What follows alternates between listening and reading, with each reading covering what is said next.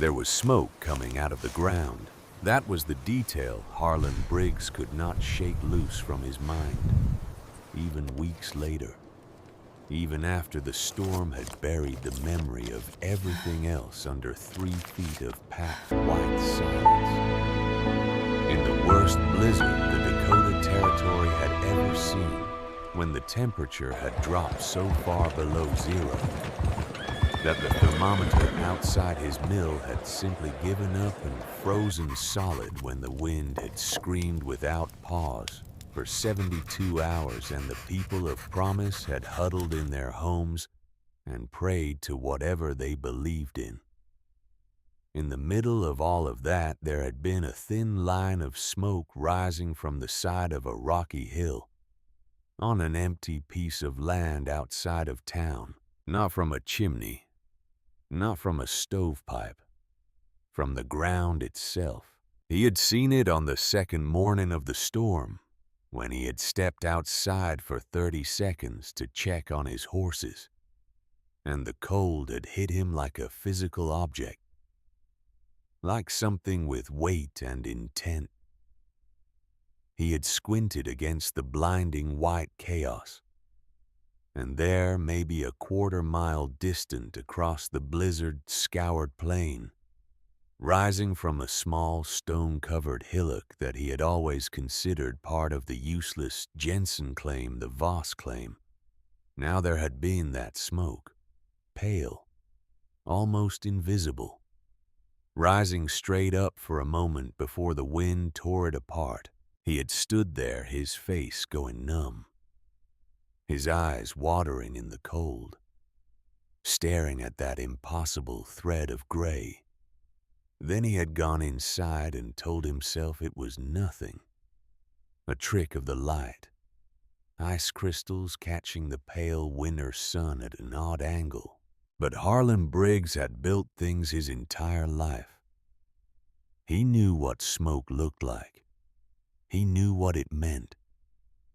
And what it meant rising from that particular piece of ground on that particular morning was something he did not yet have the words for, something that made a cold much deeper than the winter air settle in the center of his chest.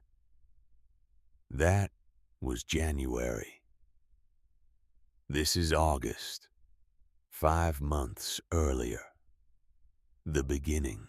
The heat of August in the Black Hills was not the wet, suffocating heat of the eastern states. It was dry and absolute, a heat that seemed to come not just from the sky, but from the ground itself, as if the Dakota earth were exhaling the stored fury of 100 summers all at once. The dust of the unpaved main street of Promise hung in the air, like a judgment coating everything, settling into the creases of men's faces and the hems of women's dresses with an impartial thoroughness. Clara Voss stood at the edge of the well and looked down.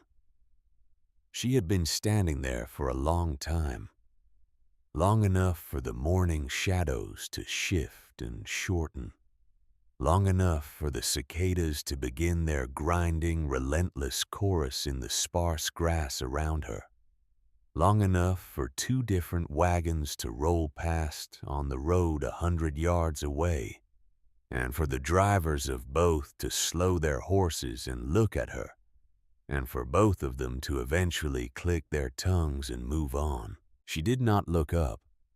She kept her eyes on the darkness below. The well was 40 feet deep. Lars had dug it himself over the course of 4 months, beginning in the last weeks of the previous autumn and finishing in the early spring before the ground froze too hard to work. He had shored the walls with timber as he went, fitting the planks with the careful, unhurried precision of a man who had spent 20 years underground in the coal mines of western Norway. A man who had learned that the earth's patience was longer than any man's, and that the only way to earn its cooperation was to work slowly and honestly, and with great respect. He had dug 40 feet. He had found no water. 3 weeks after driving the final shoring timber into place, Lars Voss had gone back down to check the bottom for signs of moisture, for the slight darkening of clay that might indicate water was near. He had taken his lantern and his hammer and his careful, methodical mind, and he had descended the rope ladder, and the earth had shifted, and the walls had moved, and a section of shoring that had seemed solid had simply failed. It had taken them most of a day to recover his body. They had buried Lars Voss in the small cemetery on the north side of Promise on a Tuesday in late April. The whole town had come more or less, because that was what you did, and because Lars had been quiet and decent and had paid his debts on time. And those qualities commanded a basic respect, even from people who had not known him well. The minister had said the things ministers say. The sky had been enormous and pale blue and utterly indifferent. Clara had stood at the graveside in her black dress and held her hands together in front of her and listened to the words wash over her. And she had not cried. Not because she was not devastated. She was. The grief sat inside her like a stone lodged in the chest, present with every breath impossible to shift. But Clara Voss had grown up in a household of Norwegian fishermen, where the sea took men with a casual regularity, and she had been raised to understand that tears were a private matter to be done alone in the dark where they belonged. She had wept plenty in the nights that followed. She wept in the small half-built shack that Lars had thrown up as a temporary shelter while he worked the shack that was already tilting slightly to the southwest, already admitting the wind through gaps in the boards that she stuffed with rags and that the wind extracted again the following morning. She wept in the darkness of that rattling, impermanent structure. And then she rose before dawn and made her coffee and went to work because there was always work, and because the alternative was to simply stop, and she was not built for stopping. But she had not yet figured out what work meant. Not really. Not in any way that would matter. That was what she was thinking about, standing at the edge of the well on this August morning looking down into the dark. The well had consumed Lars. It had consumed 4 months of brutal labor and a significant portion of their savings, and the last good year of Lars's health, because the work had been hard, and the winter had been cold, and he had emerged from that spring with a cough that she had not liked the sound of. All of that, and the well was bone dry. The town knew this. The town had been watching. The town had formed its opinion. She had heard the word that morning, not spoken to her directly. The people of Promise were not as a rule cruel enough for that, but spoken in the low, carrying murmur that people use when they want to be overheard without being accountable for what they say. She had been in Callaway's mercantile purchasing the flour and salt that represented the outer edge of what she could currently afford. And 2 women she knew by sight had been in the next aisle, and one of them had said the word. Liability. Said it the way you say a word that everyone already knows is true. A word that has been agreed upon in the collective mind of a community before anyone says it out loud. Said it with a small, regretful sigh. That was somehow the most dismissive thing Clara had ever heard. Because the sigh said, "This is unfortunate but inevitable." This was always going to be how it went. The widow, the foreigner, the woman alone on the useless piece of ground with nothing but a dry hole for an inheritance. What else could she be? Clara had taken her flour and her salt, and she had paid what she owed to the boy behind the counter, and she had walked home in the August heat, and she had stood at the edge of the well, and she had been standing there for a long time now, thinking about that word, liability. There was Lars's shack behind her listing to the southwest. There was the mound of excavated earth to her left, 3 feet high and 15 feet across the displaced guts of 40 feet of Dakota earth, pale and dusty in the sun. There was the windlass Lars had built solid and well made, the one piece of infrastructure that was not in immediate danger of collapse. And there was the well itself, the perfectly circular shaft, timber-shored 4 feet in diameter, dropping 40 feet into the bedrock. She reached down and picked up a small stone from the ground and dropped it into the darkness. She counted 1, 2, 3. The stone struck bottom with a dry, definitive crack. No splash, no echo of moisture, just rock hitting rock. She looked at the darkness for another moment. Then she went inside. Lars's trunk was in the corner under the canvas tarpaulin she had laid over it to keep the dust off. She had not opened it since the burial, not because she had been avoiding it exactly, but because there had always been something else, pressing the animals to feed the shack, to patch the small grinding necessities of survival that filled every hour and left no room for anything that required sitting still. Now she knelt in front of it and lifted the canvas and opened the lid. His tools were on top. The good ones, the small geological hammer, the brass compass in its leather case, the folding rule, the set of chisels in graduated sizes. She lifted these out carefully and set them aside. Under them was his clothing folded with the meticulous neatness that she had always found faintly funny, because in every other aspect of his life, Lars had been comfortable with disorder. But his tools and his clothes he kept with a near military precision. Under the clothes was a wooden box, flat and long, about the size of a large book. She had seen it before. It had always been in the trunk. But Lars had never made a point of it, and she had never asked, because there were parts of Lars that were simply Lars that did not require explanation or examination. She lifted it out and set it on her knee and opened it. Inside was a notebook, not the small working notebooks he kept in his coat pocket.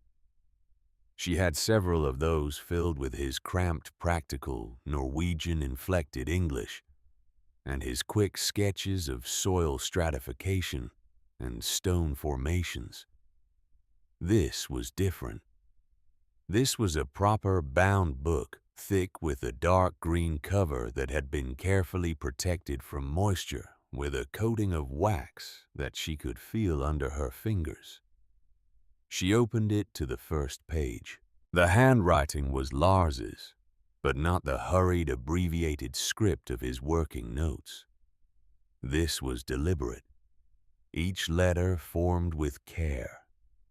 The drawings precise and measured, annotated in both English and Norwegian, with dimensions noted in the margins in a hand so consistent it might have been typeset. She turned the pages slowly. It was a blueprint, not a rough sketch, not a collection of ideas. A complete, detailed, dimensioned plan for a structure, an underground structure, She turned the pages and the plan unfolded before her a main chamber 12 feet by 16, with ceiling height marked at 7 feet. A sleeping alcove branching from the east wall. A storage pantry off the west side. And connecting all of it to the outside world, the well shaft itself, which in Lars's drawings was not a well at all. It was an entrance. She turned more pages. The engineering drawings gave way to notes, temperature observations, soil composition records, thermal conductivity calculations that she could not entirely follow, but whose intent was clear. Then about 2/3 of the way through the notebook, a section she had to read 3 times before she understood what it was telling her. Lars had known the land had no water. He had known it before he bought it. She sat with that for a moment.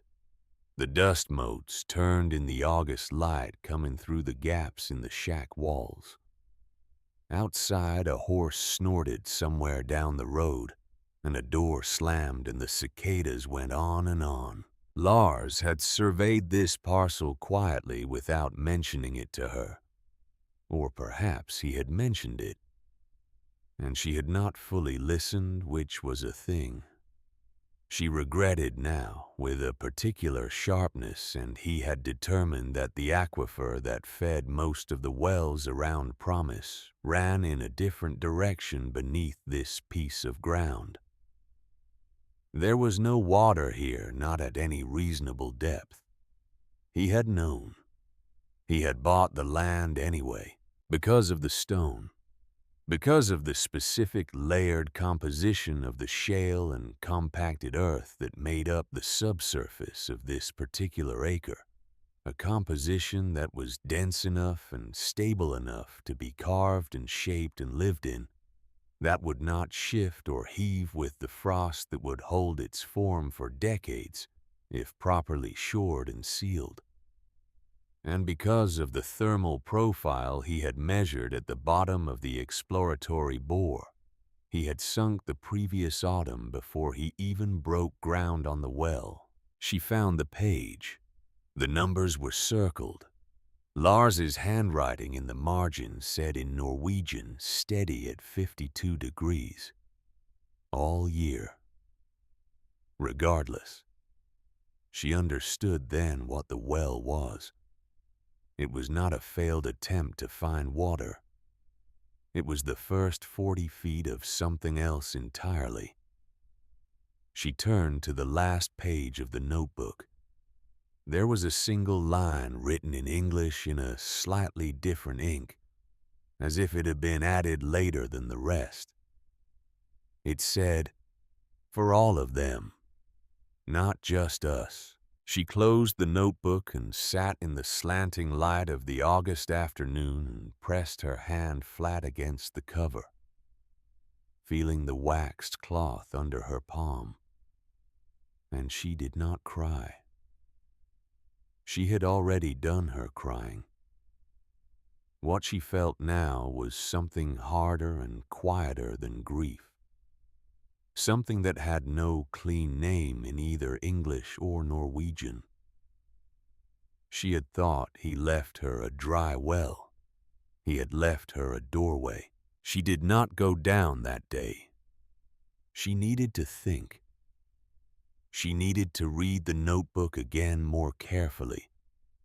And she needed to understand the drawings well enough to know if what Lars had planned was something she could actually execute, or whether it was the kind of vision that dies with the person who conceived it, too specific to the knowledge inside one particular mind to be transferred to any other. She read until the light failed, sitting on the floor of the shack with the notebook in her lap, going back over the ventilation diagrams and the thermal mass calculations and the notes on floor-level smoke channels until the language of it began to settle into her mind with a kind of solid, practical weight.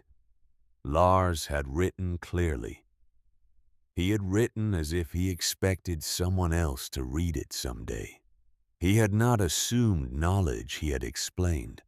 He had written the physics of it in plain terms, the way he always talked to her in the evenings when he was explaining something he loved, patient and careful.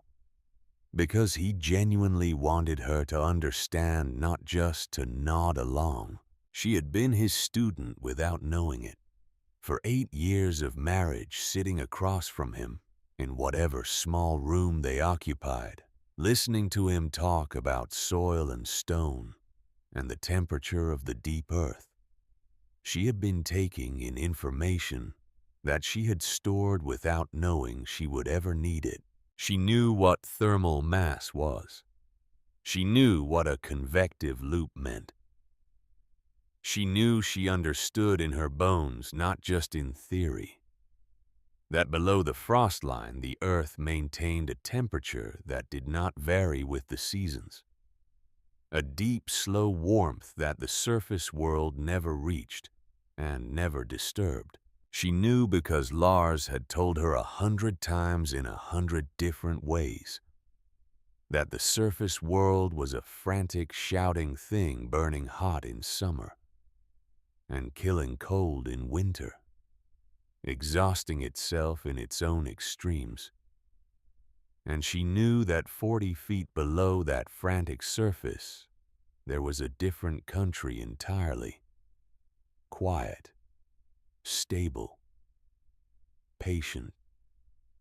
A country where the temperature was what it was and would be the same tomorrow, and the day after that, and all the days to come, regardless of what the sky was doing. She set the notebook down and looked at the far wall of the shack, where the wind was already finding its way through the boards, and she thought about what it meant to build something that fought the weather versus something that simply stepped aside and let it pass. The next morning, she heard boots on the hard ground outside before she saw who they belonged to.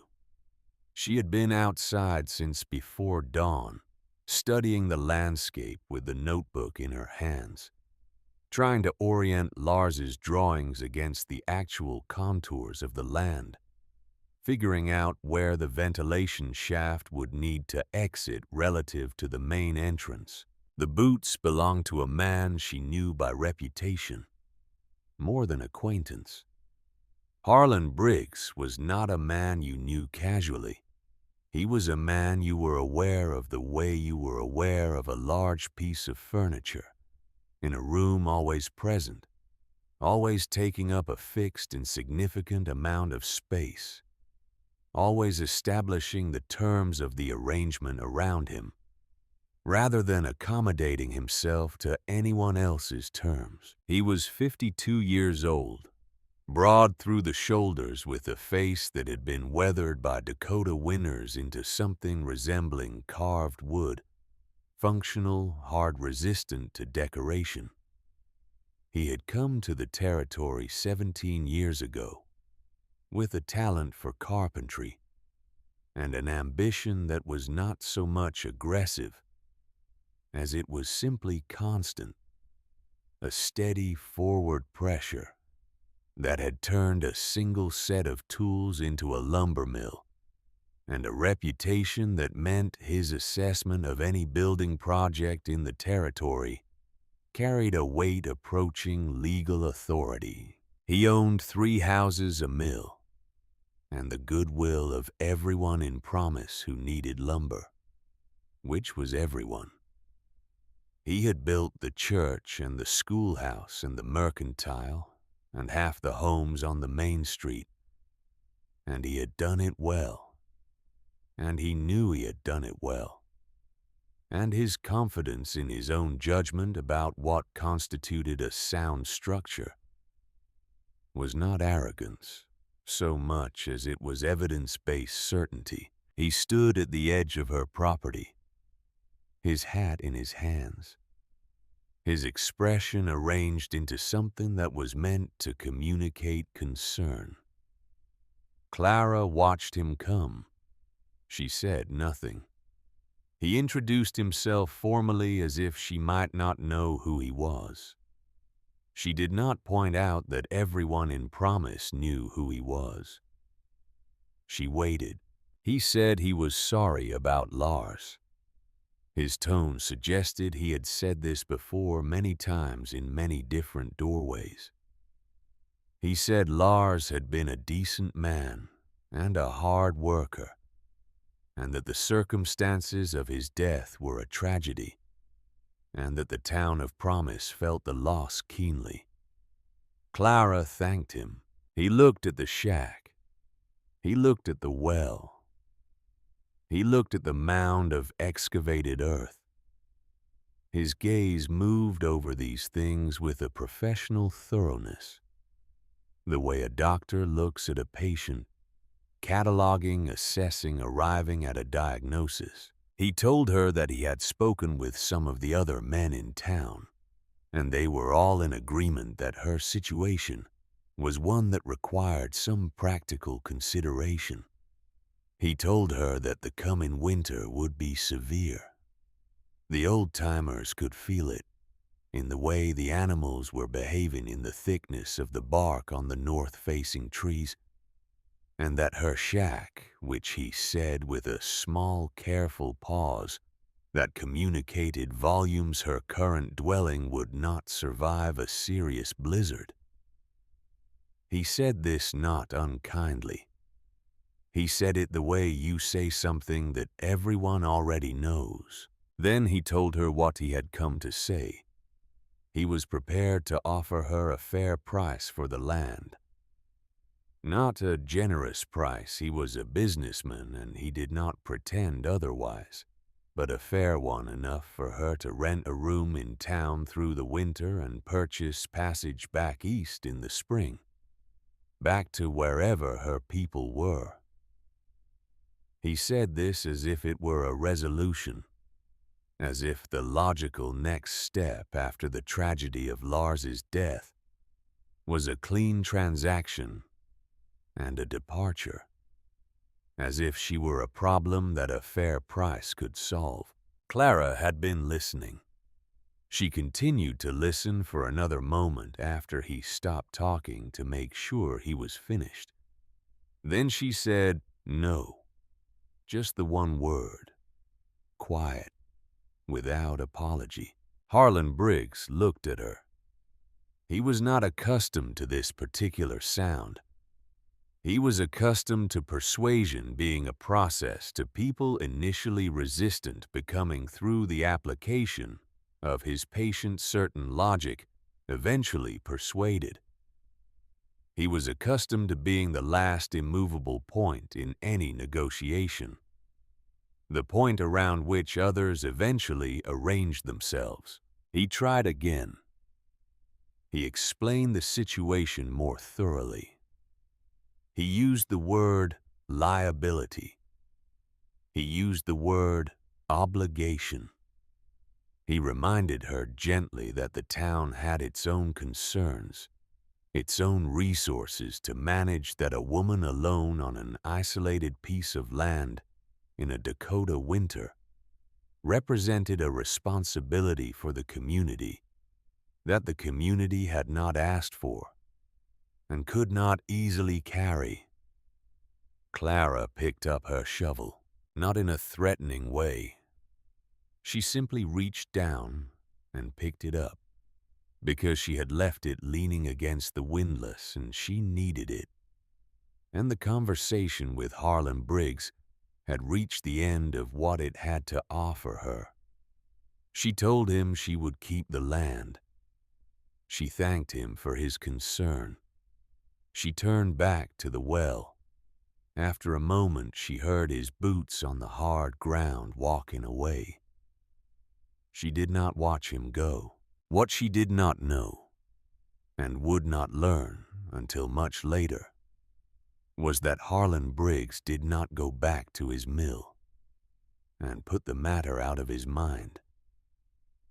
He went back to the mercantile and the blacksmith and the post office and the various places where the men of promise gathered to discuss the business of the community. And he told them what had happened. And he rendered his verdict clearly, and without particular cruelty.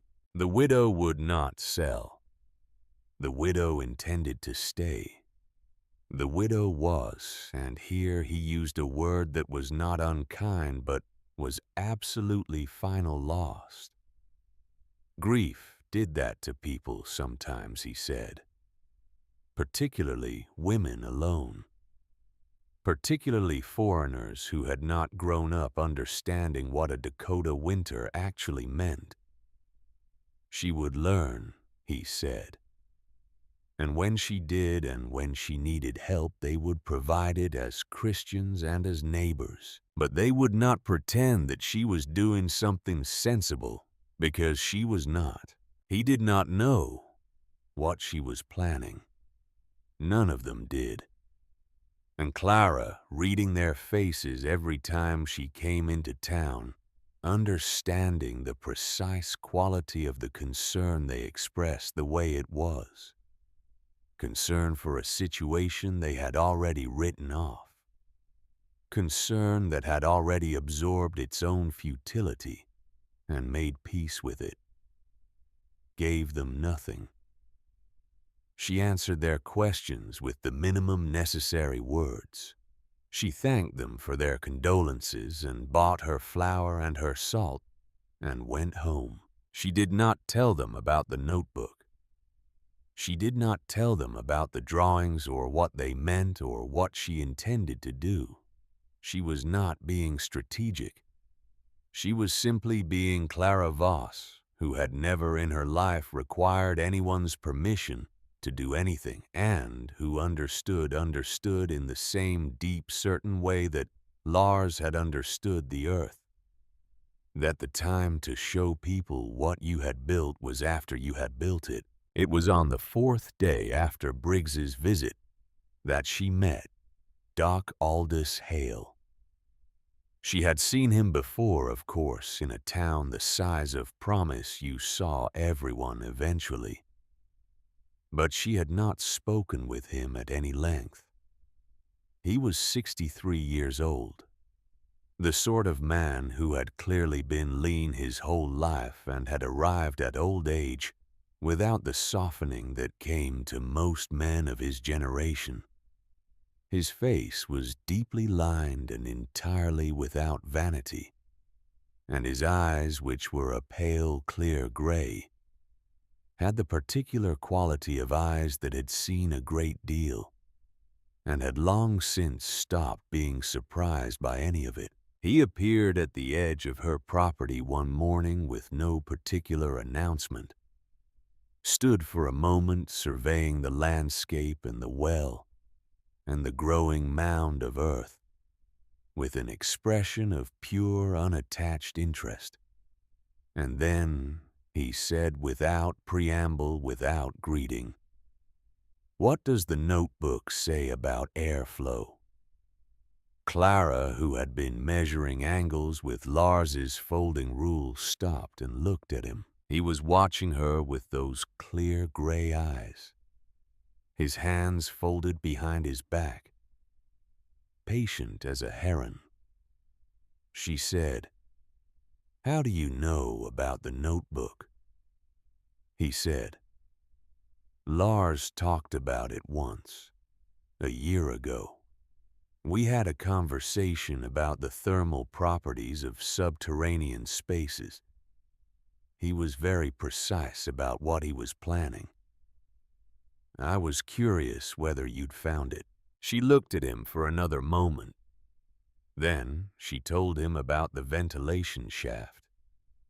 She described Lars's design, the second, smaller shaft on the high ground that would create a pressure differential, drawing fresh air down the main entrance and channeling the spent air upward, a self-perpetuating convective loop that would ventilate the entire structure without the need for any mechanical assistance. She described it in Lars's words, which were now also her words, because she had read the notebook so many times in the past week that the language had become indistinguishable from her own.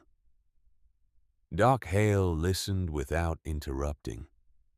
When she finished, he nodded once, the nod of a man confirming something he had already suspected. Then he said, "Good. You understand it." And then he walked away down the road toward town without asking anything else or offering anything more. She watched him go. She was not sure what had just happened. She was not sure whether it was an endorsement or simply an observation.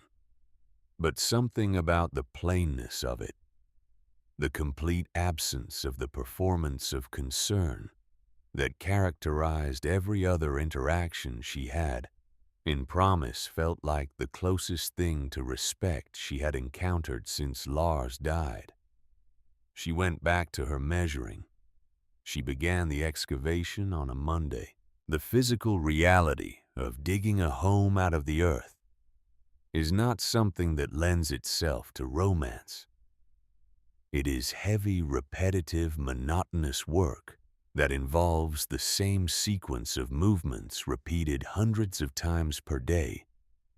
The bite of the shovel into the earth, the lift, the pivot, the drop into the bucket, the reset. The body finds its rhythm and the mind goes somewhere else or empties entirely, and the hours pass in a kind of deliberate, muscular blankness. Clara worked from first light until the light failed. She filled the bucket.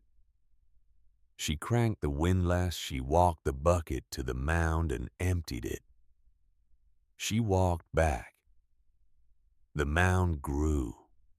The shaft at the bottom of the well where she had begun to tunnel horizontally moved north by inches, then by feet. Her hands blistered, and the blisters broke and the skin underneath hardened into something that barely registered the wooden handle of the shovel anymore. Her shoulders and back carried a constant deep ache that she had ceased to think of as pain, and had begun to think of as simply the state of being alive. The town watched. She was aware of them watching without making much of it. People on their way to and from the mercantile slowing their horses. Children finding reasons to walk past the property and stand at the fence for a moment before moving on. She did not perform for them. She did not look up more than necessary. She was not trying to make a point. She was trying to build a house before winter killed her. The name came about 2 weeks in. She heard it first from the blacksmith's boy, who said it without apparent malice, as if it were simply the name of the place, now the way all places acquire names eventually, the Widow's Folly. Said cheerfully the way children say things without understanding the particular weight of the word folly. She heard it from adults within another week, spoken with that careful, regretful sigh that she was beginning to recognize as the specific sound of people who are certain they are watching a disaster unfold in slow motion and feel it would be unkind to speed it along. She let it settle and become what it was gonna be. Names were not the same as facts. The tunnel moved. The chamber took shape. The shoring timbers went in, each one set, with the care that Lars had drawn into the notebook and that she had translated into her hands through a week of practice and 2 failed attempts that she had shored back up and reinforced before moving on. The ceiling arched slightly, the natural consequence of the way she had learned to cut a curve that was both more aesthetically satisfying than a flat ceiling, and she had come to understand from Lars's notes structurally sounder distributing the weight of the earth above more evenly. The chamber grew. The sleeping alcove branched from the east wall just big enough for the cot she had disassembled and would reassemble underground. The pantry took shape off the west side where the temperature would be most stable. She had not yet built the ventilation shaft. That was the critical piece. That was the engineering that would determine whether her home breathed like a living thing or suffocated like a sealed room. She was leaving it until she had the main structure solid, because if the ventilation shaft failed, she needed the main chamber to already be strong enough to survive while she fixed it. On an evening in late September, the aspens on the hillsides above Promise had turned the specific burning gold that they always turned before the first frost, and the air had begun to carry the first suggestion of the cold that was coming. She climbed down the rope ladder into the main chamber, lit her lantern, and stood in the space she had made. The ceiling was 7 feet above her head. She could stand fully upright, and her hair did not brush the stone. The walls were smooth-carved shale, firm and solid to the touch, cool in the way that deep things are cool, a fundamental coolness that had nothing to do with winter or wind or the state of the sky above. There were no drafts. The air was still and clean and smelled of stone and turned earth, a smell that was not unpleasant. That was, in fact, the oldest smell in the world. She held the lantern up and turned, slowly examining the chamber. Lars had measured the temperature at the bottom of the well at 52 degrees. In the wider chamber she had carved, the temperature would be slightly higher, because the larger volume of still air would retain the radiant warmth from the surrounding earth more effectively. She could feel it. Not warm exactly by the standards of a heated room, but not cold. Not the killing cold of a Dakota winter. Something in between, something stable and ancient and utterly indifferent to what was happening on the surface. She pressed her hand against the east wall. The stone was cool beneath her palm, but not frigid. There was something in the contact that she had not expected, the sense of being held rather than exposed, of having something on all sides. That was not the wind, not the sky, not the vast indifferent prairie that pressed against the walls of the shack above and worked at the gaps with a patient seasonal determination. She stood there for a moment with her hand on the wall and thought about the word that Harlan Briggs had left on her property like a stone liability. She thought about the winter that was coming, about the wood it would take to keep the shack above her livable wood.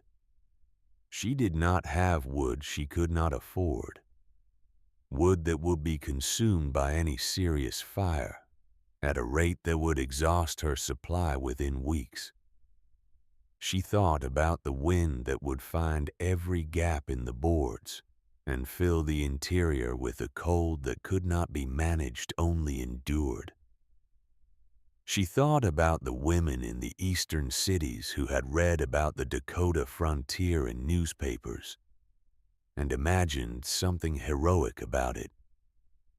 And she thought about how wrong they were, and how the truth of it was not heroism, but just the constant grinding arithmetic of survival, the daily calculus of what you had against what the winter would take. Then she looked around the chamber again. The numbers were not complicated. The earth around her was 40 feet deep and extended in every direction for as far as she could dig. Its thermal mass was effectively infinite. It would not lose its stored heat in a single cold night, or a single cold week, or a single cold month. It had been holding this temperature since before anyone alive had been born, and would go on holding it after everyone alive was gone. To heat this space to a genuinely comfortable level would require almost nothing. A small stove, a fire the size of what you'd build to cook a meal burning for an hour or two in the morning and again in the evening.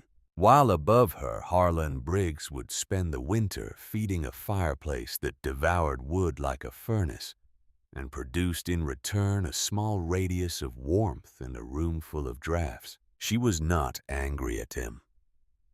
She did not feel the particular hard satisfaction of anticipated vindication. She felt something quieter than that, something closer to the steady, factual calm that she had heard in Lars's voice whenever he talked about the deep earth, the tone of a man who had long since moved past the need to argue about what was true and had arrived at the comfortable certainty of someone who simply knows. She climbed back out of the well. The stars over Promise were immense in the way that stars in the Western Territories were immense, filling the sky from one dark horizon to the other with a density that city people found either magnificent or terrifying depending on their relationship with the infinite. The air had the bite of coming autumn in it now, a clarity that was pleasant for the moment, but that would soon become something much less pleasant. She stood at the rim of the well and looked at the sky for a moment, and then she looked at the small tilting shack that had been her home for 8 months. And then she looked at the excavated earth piled around the well like a loose crown. Tomorrow she would begin the ventilation shaft.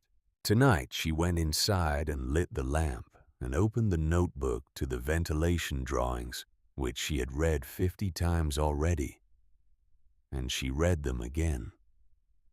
Because the ventilation shaft was not simply a hole in the ground.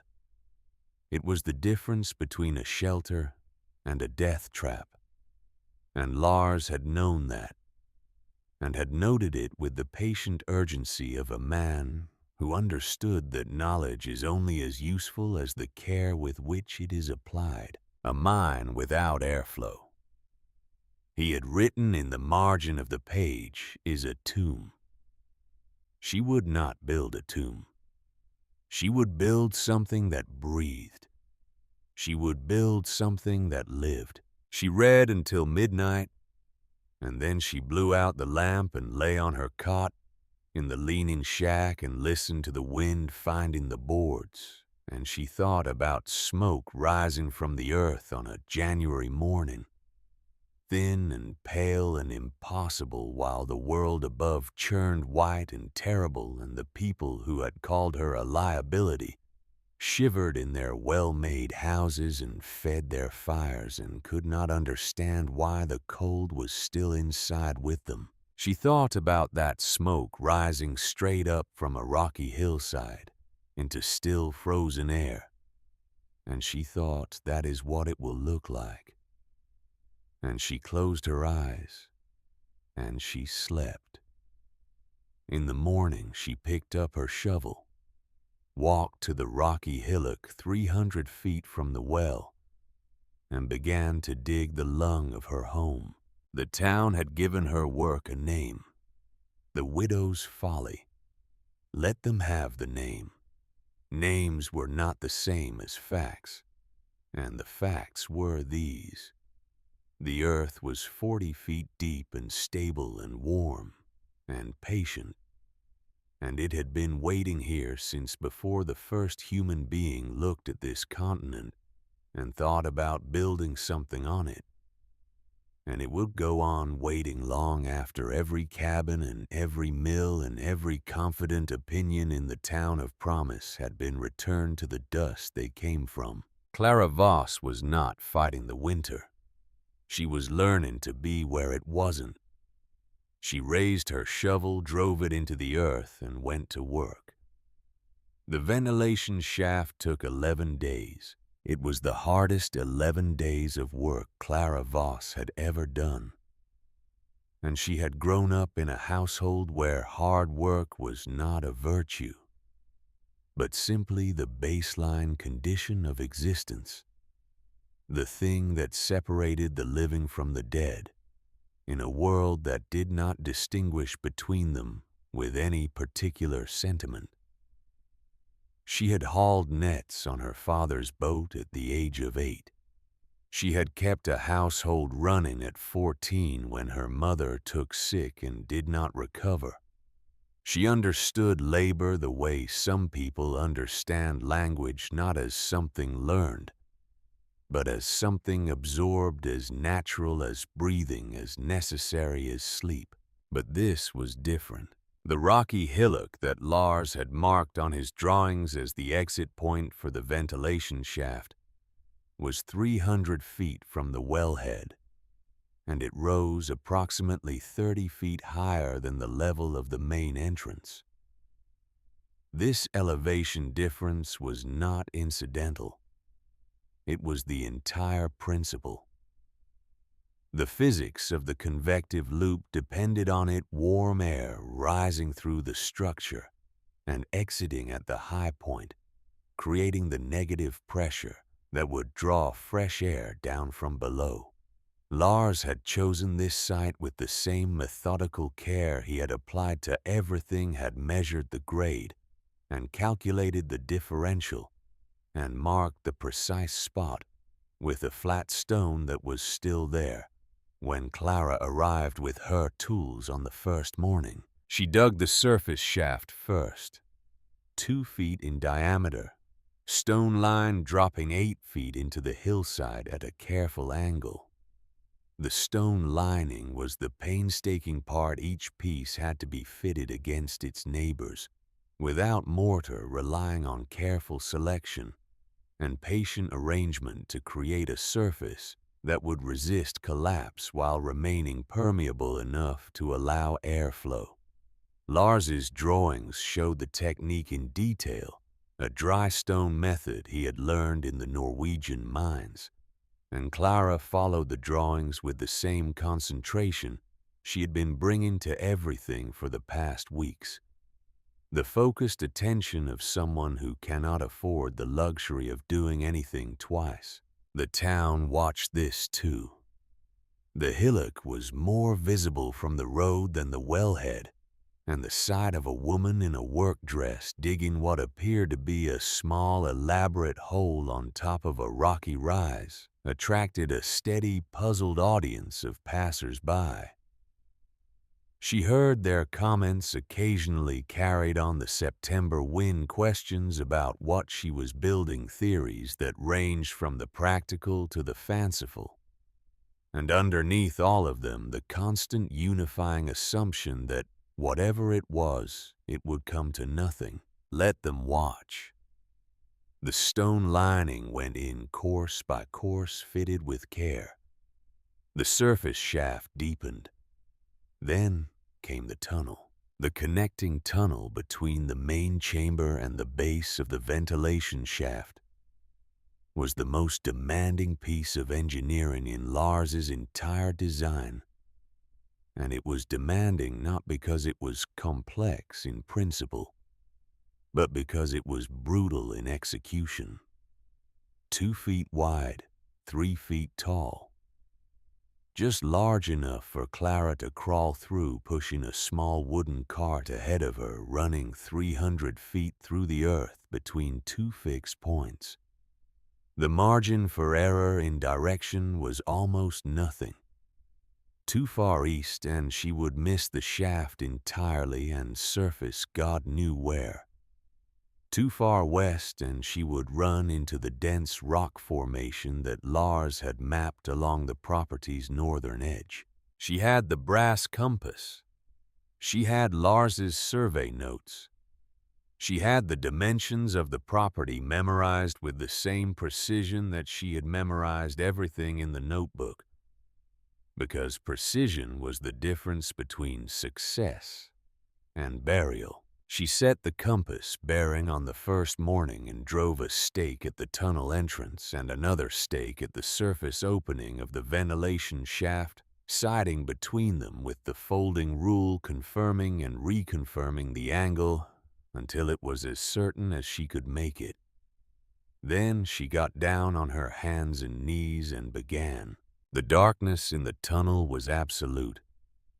The lantern threw a small determined circle of yellow light that illuminated the immediate foot or two of earth and stone ahead of her, and nothing beyond. She worked in that circle, expanding it inch by inch, checking the compass every 3 feet, adjusting her angle by the smallest measurable increments, pushing the dirt cart out to the main chamber, and then crawling back in. The tunnel smelled of turned earth and cold stone, and the particular smell of her own exertion. And the sound was the sound of her breathing and the scrape of the cartwheels, and nothing else at all. She did not allow herself to think about the earth above her. That was the rule she set on the first day, and enforced with the same regularity she applied to checking the compass. You thought about the 2 feet immediately ahead. You thought about the angle of the compass needle. You thought about the depth of your next cut. You did not think about the weight of everything above. Progress was slow. Some days she advanced 4 feet. Some days when she encountered a seam of harder stone that required the chisel and the hammer and twice the effort. For half the result, she advanced 2 feet. She kept a tally in pencil on the tunnel wall, a small mark every foot. And in the evenings, she sat in the main chamber and counted the marks and subtracted from the distance remaining. And the number that resulted was always still too large. And she set it aside and went to sleep. It was on a Thursday in early October, on what she estimated was the 120th foot of tunnel, that she ran into the rock. She had known there was a possibility of this. Lars's survey notes mentioned a harder stratum in the northern section of the property, a denser formation of compacted shale that he had marked with a cautionary notation in the margin. Possible obstruction, assess and route accordingly. She had read this note and absorbed it and filed it as a contingency, and moved on because there is a limit to how much you can prepare for things that have not yet happened. And worrying about the rock before she reached it would have consumed energy she needed for the 100 other problems that were already real. Now the rock was real. She lay on her stomach in the lamplight and examined it. It was a solid face of dense gray-black stone that extended across the full width of the tunnel, and as far as she could tell by working the chisel along its edges, a considerable distance in both directions. Not shale which she could work, not compacted earth which she could work. Something older and harder. Something that had been here since before the Black Hills. Were hills. Something that had made its peace with the universe. Several geological epochs before Clara Voss arrived with a compass and a wooden cart. She chiseled at it for an hour. The hammer rang against the chisel with a sound that was entirely different from the satisfying thud of tool meeting earth. A sharp ringing reporting sound, a sound that said no. She lay in the lamplight and looked at the rock face, and was, for the first time since she had opened the notebook, genuinely stopped. Lars's drawings showed the ventilation tunnel as a straight line between 2 points. He had marked the possible obstruction. He had written assess and route accordingly. What he had not written, because he had trusted himself to figure it out in the moment, was what accordingly meant. What it looked like in practice. What the mathematics of the deviation would need to be to maintain the necessary pressure differential, while adding length to the route. She was not Lars. She did not have his 20 years of underground experience, his miner's intuition for the way rock wanted to move and the way earth wanted to hold. She had his notebook and her own 9 weeks of hard-won knowledge, and a brass compass and a lantern that was beginning to run low on oil. She lay there for another few minutes, not panicking, because panic was a luxury she had decided early on she could not afford and would not pay for. She was thinking. The rock ran east to west. She could not go through it. She could go around it either to the east or to the west. But the rock formation Lars had mapped along the property's western edge ruled out that direction going west would bring her into that mass. East was open ground according to his survey, or at least it had been when he surveyed it, but going around the rock eastward would add length to the tunnel. How much length depended on how far the obstruction extended, which she could not know without probing it, which would take time she had not budgeted for, and the added length would change the angle at which the tunnel needed to rise to reach the base of the ventilation shaft, which would change the pressure differential, which would change the efficiency of the convective loop. She thought about this for a long time, lying on her stomach in the tunnel, with the rock face 2 feet from her nose, the lantern flame small and patient beside her. Then she thought about something else, something Lars had said once, not in the notebook, but in conversation in the easy darkness of an evening 3 winters ago, when they had been sitting by the fire in their rented room in Rapid City, and he had been talking about a problem he had encountered in a mine shaft that had refused to go where the plan said it should go. He had said, the plan is your starting point. The earth is your partner. When the two disagree, you do not fight the earth. You listen to it. You let it show you the route it will permit. She had not thought about that sentence in years. It surfaced now with the perfect timing of things that are remembered at the precise moment they are needed.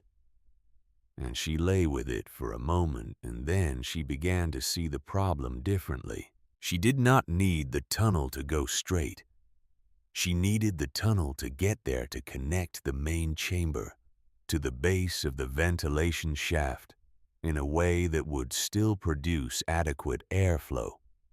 The convective loop would function as long as the pressure differential was maintained, which depended on the elevation difference between the 2 points, not on the direct line distance between them.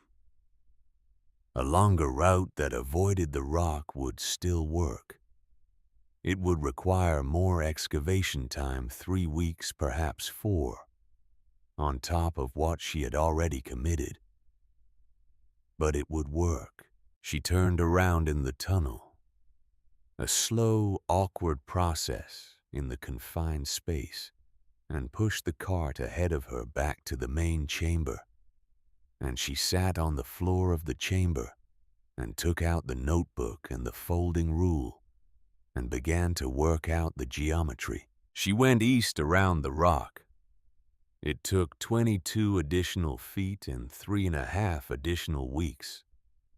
The tunnel curved away from the obstruction in a gentle arc that she measured and remeasured at every foot, holding the compass steady in one hand and the lantern in the other, inching forward in the absolute dark. Nobody knew she was doing this.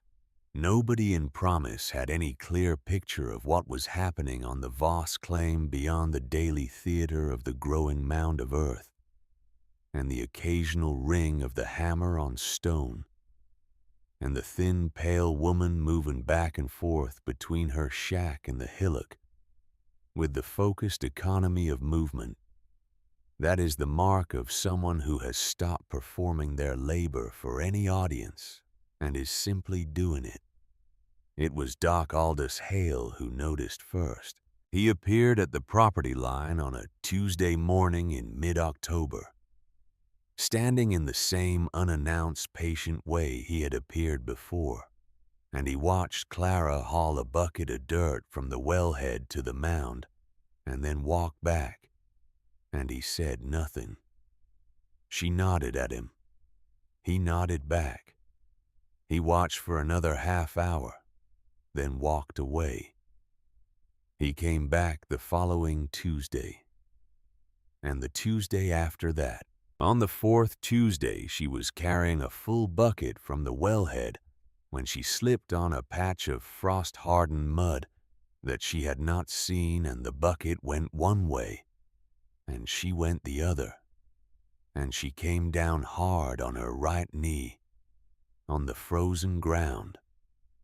The pain was immediate and considerable, and she knelt there for a moment, breathing through it, waiting for it to report its severity. She looked up.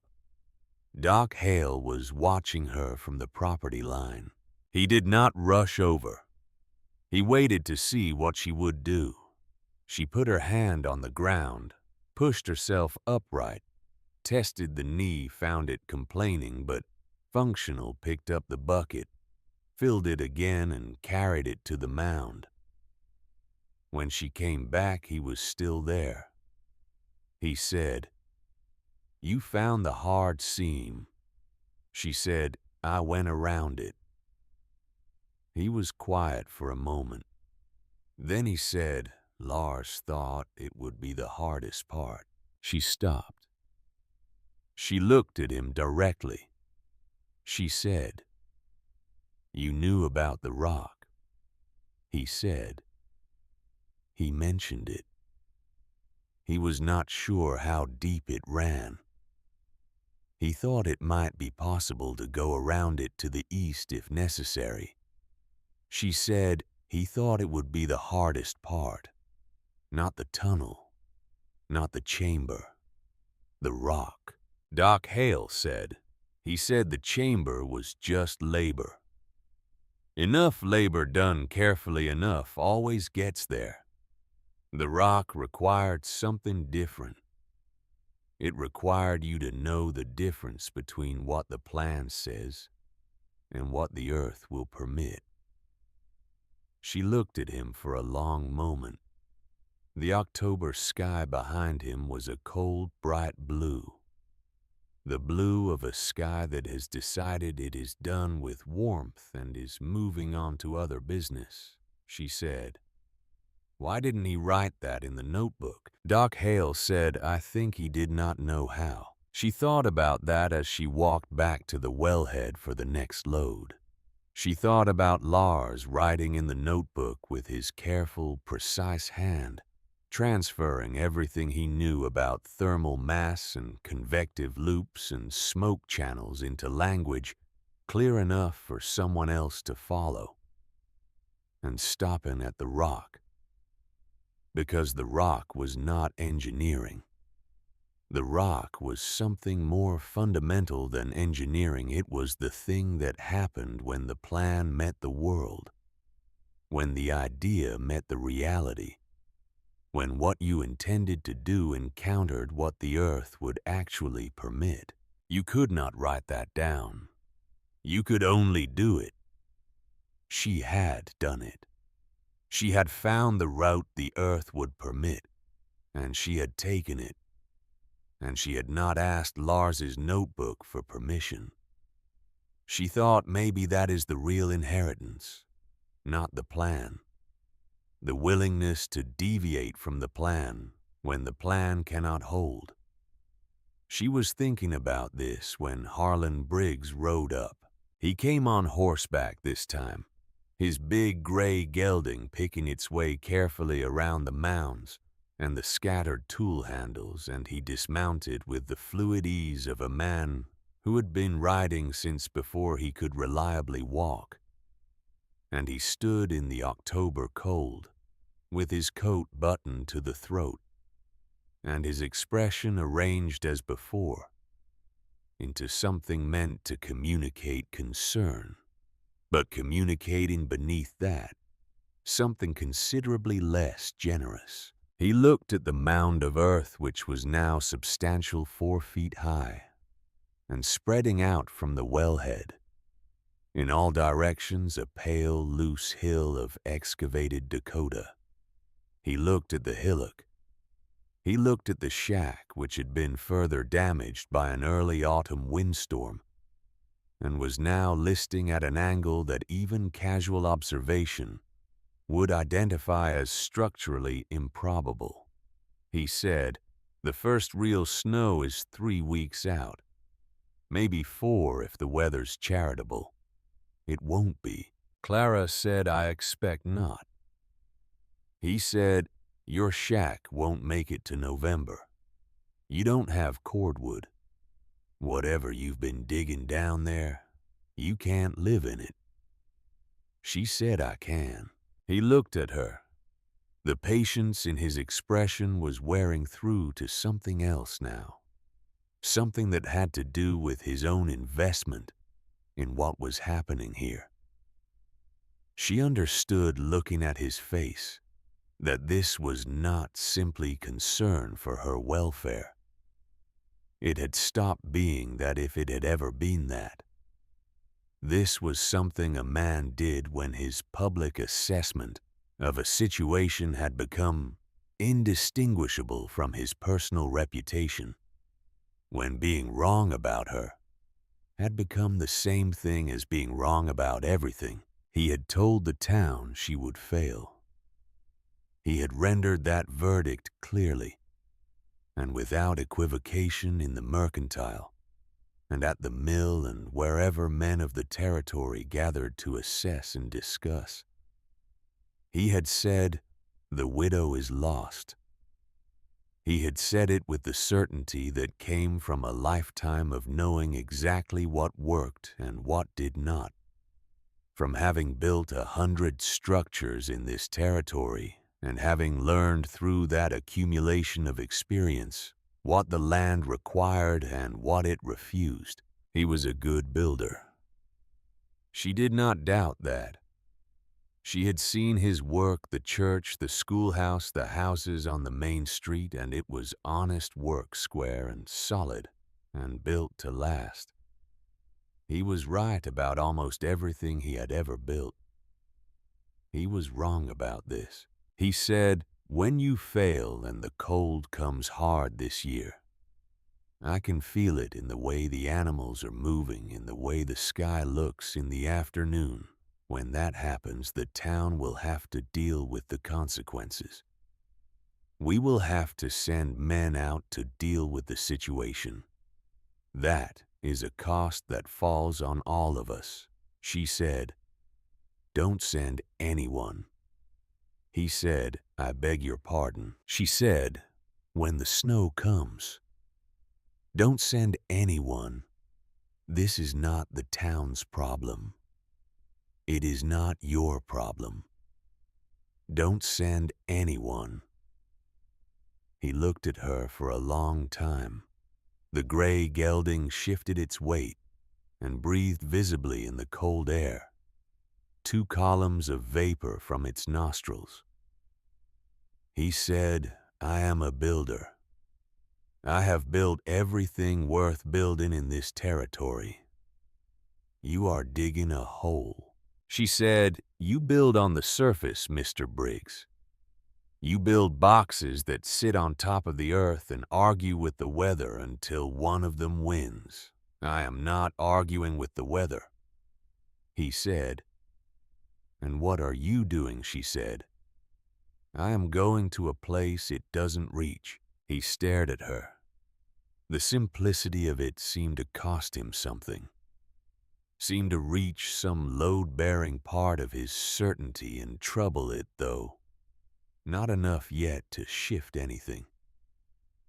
He was too practiced at being right. He had been right too many times over too many years for one woman with a shovel to dislodge the foundation. He said, "You are digging your own grave, and the town will not pretend otherwise." He got back on his horse. He said from the saddle, looking down at her with the particular perspective that height confers, "When you need help, ask for it. There is no shame in asking." She said nothing. He rode away. Doc Hale had been standing at the property line throughout this exchange. When Briggs was gone, he walked over to the wellhead and looked down into the shaft. He said, "He's afraid." She said, "I know." He said, "Not of you, of what it means if you're right." She said, "I know that too." He crouched at the edge of the well, looking down into the darkness with those pale, clear eyes that had seen too much to be troubled by darkness specifically. He said, "Lars came to me once in the spring before last, before the accident. He told me what he was planning. I asked him if he thought it would work. He said the physics were sound. I asked him if he thought the town would accept it. He was quiet for a while. Then he said he thought the town would need to see it first. He said, 'People don't believe in what they can't see.'" She said he was right. Doc Hale said he usually was. He stood up his knees, registering their opinion of crouching in the October cold, and looked at the mound and the hillock and the shack, and the whole complicated enterprise of what Clara Voss was doing with the thing Lars had left her. He said I could have helped him. In the spring, I knew what he was planning and I thought it was sound, and I did nothing. I watched and I thought he'll get there. He didn't. He looked at her directly. His gray eyes held the particular quality of a man confronting a failure he has been carrying at arm's length for too long. He said, "I'm telling you this because I owe you more than observation. I owe you whatever I know that might be useful, which is not as much as Lars knew. But it is something." She looked at him for a moment.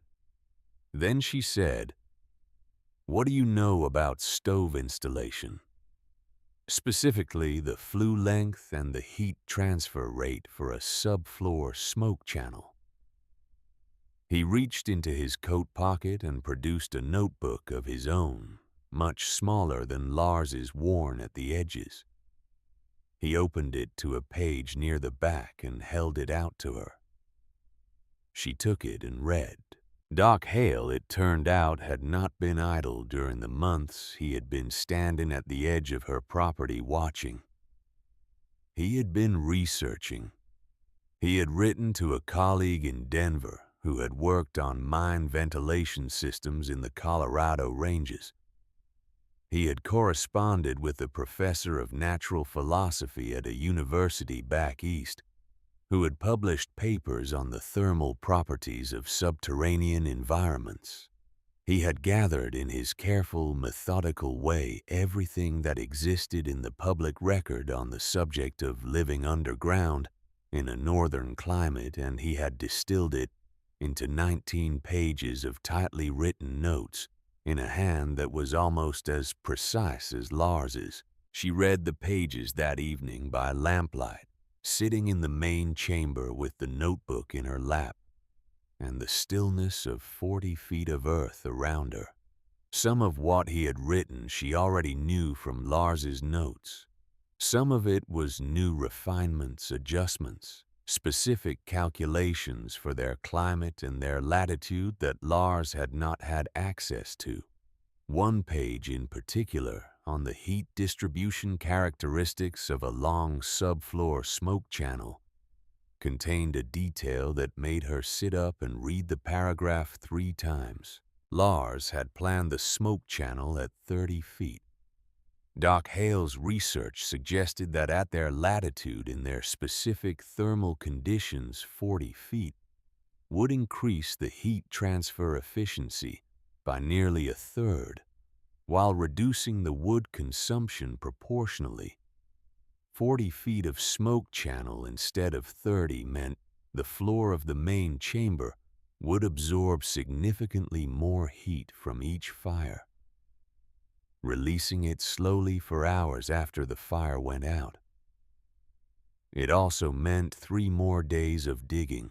She dug the 3 days. The full collapse happened on the morning of the 16th of October. She had been in the connecting tunnel, the one that curved around the eastern edge of the rock obstruction, pushing the cart ahead of her through the last 30 feet of what remained between her and the base of the ventilation shaft. She was close enough to feel the difference in the air ahead of her. A very slight movement in what had been perfect stillness, the first tentative suggestion of the convective current that would exist once the connection was complete. She was thinking about the air moving about the system, becoming a system, rather than a collection of separate pieces when the ceiling behind her moved, not all of it. Not the main chamber, which was shored with Lars's carefully placed timbers and reinforced with her own additional bracing wherever she had identified weak points in the stone. The collapse was in the connecting tunnel in a section she had passed through 100 times without incident, where the earth above had been presenting a stable face for weeks and had apparently been making a private decision the whole time. She heard it before she felt it. A sound like a held breath suddenly released a rush and thud of displaced earth behind her in the dark. Then the tunnel filled with dust and the lantern wavered, and she pressed herself flat against the cart as a second, smaller fall followed the first, and then it was quiet. She lay still for a moment. She was listening for a third movement. There was none. She turned herself around in the darkness. The lantern was still burning. She held it up. 8 feet behind her, the tunnel was gone. Not partially blocked, gone, the ceiling and walls having come down together to fill the space with a solid mass of packed earth and fractured stone that looked in the lamplight entirely impassable. She set the lantern down on the cart and put her hands flat on the tunnel floor and breathed. She was not in immediate danger. She had established this within the first 30 seconds methodically, the way Lars had taught her to assess a mine situation. Start with the present. Establish what is true right now before you think about what is true in an hour or a day. Right now, she was not hurt. She was bruised along the left arm where she had pressed against the cart, and there was a cut above her right eyebrow that was bleeding modestly. But there was nothing broken and nothing that was going to get significantly worse in the next few minutes. The air. She breathed deliberately, tasting it. Clean. The tunnel ahead of her, the 30 feet between her and the base of the ventilation shaft, was still open. and the shaft above was still open, and the air was moving in the way air moves when it has somewhere to go. She was not sealed in. She had air. She had oil in the lantern for approximately 4 more hours. She had in the cart ahead of her a canvas bag with 2 boiled eggs and an apple and a flask of water, because she had learned in the first weeks of tunnel work that you did not enter the tunnel without provisions, because tunnel work was slow and unpredictable and your body made demands regardless of the situation. She was not in immediate danger. She was, however, alone. Absolutely alone. The fall was 8 feet of solid, compacted earth and stone, and it lay between her and the entrance in the main chamber. And beyond that chamber were the 40 feet of the well shaft, and beyond that was the surface, and nobody on the surface knew she was down here. Doc Hale was not due to appear at the property line until Tuesday, and today was Friday. She sat with this for a moment. She did not permit herself to feel it fully yet. The particular texture of being alone underground with no exit, and no one expecting you because feeling it fully served no purpose. She would feel it later when she was out. Right now, she needed to think. The fall was 8 feet. She had cleared 12 feet of harder material in the tunnel around the rock obstruction. 8 feet was not nothing, but it was also not impossible. The question was the composition of the fallen material. If it was mostly loose earth, she could clear it relatively quickly. If it was dominated by the larger stones from the ceiling fracture, it would take longer and carry more risk of secondary collapse. She took the lantern and crawled to the edge of the fall and examined it carefully. Mostly earth-dense and packed with stone mixed through it, but not dominating. The ceiling above the fall had fractured cleanly. She could see the break line, and what remained above looked stable. The collapse had been a discrete event, not the beginning of a progressive failure. This was the assessment she needed. She began to dig, not frantically, not in the panicked, exhausting way of someone trying to claw their way out of fear. She dug the way she had been digging for 2 months, methodically, with economy of movement, taking the material in manageable amounts and packing it behind her in the tunnel to clear the working space. She pushed the cart back and forth, filling it with the fallen earth, moving it to the 30 feet of open tunnel behind her, dumping it going back. The lantern burned down. She had estimated 4 hours of oil. She was approximately right. When the flame began to gut her, she had cleared perhaps 5 of the 8 feet. She let the flame die rather than try to conserve it. The decision about whether to work in the dark or to stop working was a real decision. Not an obvious one, and she made it deliberately. She sat in the total darkness for several minutes, feeling the quality of it, assessing whether she could work in it. She could. She knew the dimensions of the tunnel by feel now. She knew the texture of the loose earth and the harder stone by her hands. She had the compass, which was useless in the dark, but which she held anyway, the brass warm in her palm. A connection to Lars through the simple fact of the object, the most practical comfort available. She worked for another 6 hours in the dark. Her sense of time was approximate. Her hands told her what the lantern would have told her. When she felt the change in the material, the transition from the fallen earth back to the undisturbed floor of the original tunnel, she stopped. She crawled forward. The floor was clear. She crawled further.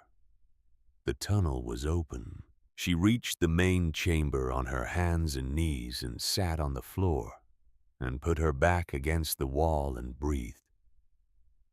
The chamber was dark, but not absolutely dark.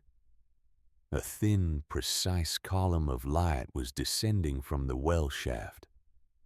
The gray October light of a cloudy afternoon, enough to see the shapes of things. She sat there for a while. She did not know how long. Then she stood up and climbed the rope ladder out of the well. Doc Aldous Hale was sitting on the mound of excavated earth with his coat buttoned and his hat pulled down against the wind. And when her head appeared at the rim of the well, he rose without particular urgency, as if this were an ordinary thing, and walked over and held out a flask of water. She sat on the edge of the well and drank. Her hands were trembling slightly. She noticed this with the detached interest of someone observing a weather event, and she set the flask on the rim so he would not notice, and he noticed and said nothing. She said, "How long?" "He said I came by yesterday morning. You weren't here. Your tools were here, so I waited. When you didn't come up by evening, He paused. I sat down. She said, "You didn't go for help." He said I didn't know what kind of help to go for. And I thought he stopped again. His gray eyes were very steady. He said I thought if anyone was going to come up out of that well, it would be you. She looked at him for a moment.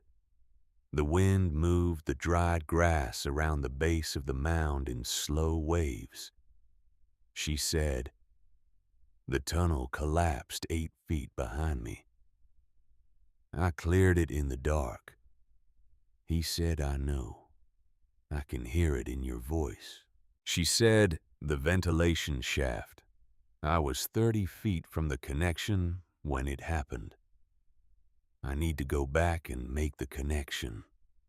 Then the system will be complete." He said, "Not today." She looked at him. He said, "Not today, Clara." She sat on the rim of the well and let the October wind move over her and said nothing. He was right. Not today. Today she sat in the cold afternoon and drank his water and let her hands find their steadiness again. And she looked at the horizon, where the light was doing the particular thing that late afternoon light does. In the territories in October going golden and enormous and indifferent. And she thought about Lars in the dark of a mine tunnel 20 years ago in western Norway, learning by feel what the earth would and would not give. She thought, "I understand now. I understand what he understood. You do not earn the knowledge. You do not receive it. You go down into the dark, and you find it there. And you bring it back up with you, and it is yours, because you were the one in the dark, and nobody else can have it, and nobody can take it from you." She went back down the following morning. She made the connection at noon. The shovel broke through the stone at the base of the ventilation shaft, and the air came through, not a rush, not a dramatic event, but a steady, quiet, persistent movement of fresh air from above. A gentle current that entered the tunnel and moved through the main chamber and rose up the well shaft with the patient consistency of something that understood it, had a long time to be useful. She stood in the main chamber and felt the air move over her hands. Clean air, moving air, breathing air. The system was complete. She installed the cast iron stove that week, fitting it into the corner of the main chamber, with the care of someone placing something permanent. The stovepipe ran not upward through a ceiling there was no ceiling to go through, only earth, but horizontally along the floor in the stone-lined trench she had carved during the last week of the excavation. 40 feet of subfloor channel that would absorb the heat of the fire's smoke before it exited into the base of the ventilation shaft. The floor above the trench, packed earth over stone over the channel, would become a radiant surface warm to the feet, releasing its stored heat for hours after the fire went out. She lit the stove for the first time on a Thursday in early November. She used less than half a bucket of wood. The fire burned for 40 minutes. Then she put it out and sat on the floor and waited. 2 hours later, the floor was warm beneath her palm. She sat in the warmth of her own making. Earned warmth, calculated warmth that would cost almost nothing to maintain through the longest winter the territory could produce. And she did not feel triumph exactly because triumph implies surprise. And she had not been surprised. She had been working toward this with the certainty of someone following a course that they know to be true.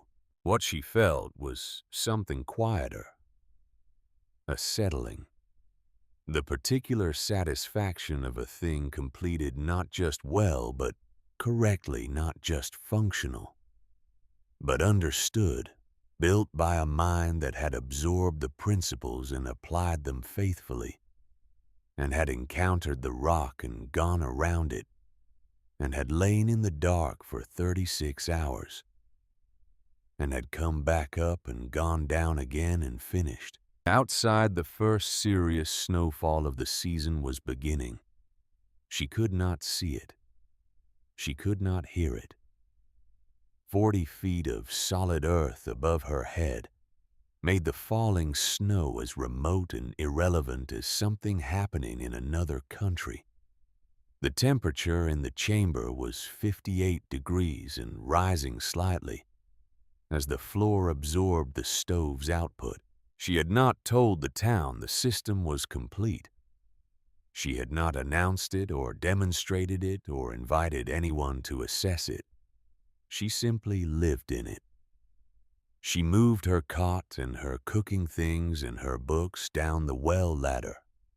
She set up her pantry with the provisions she had been accumulating. She arranged the small things that made a space a home rather than a whole.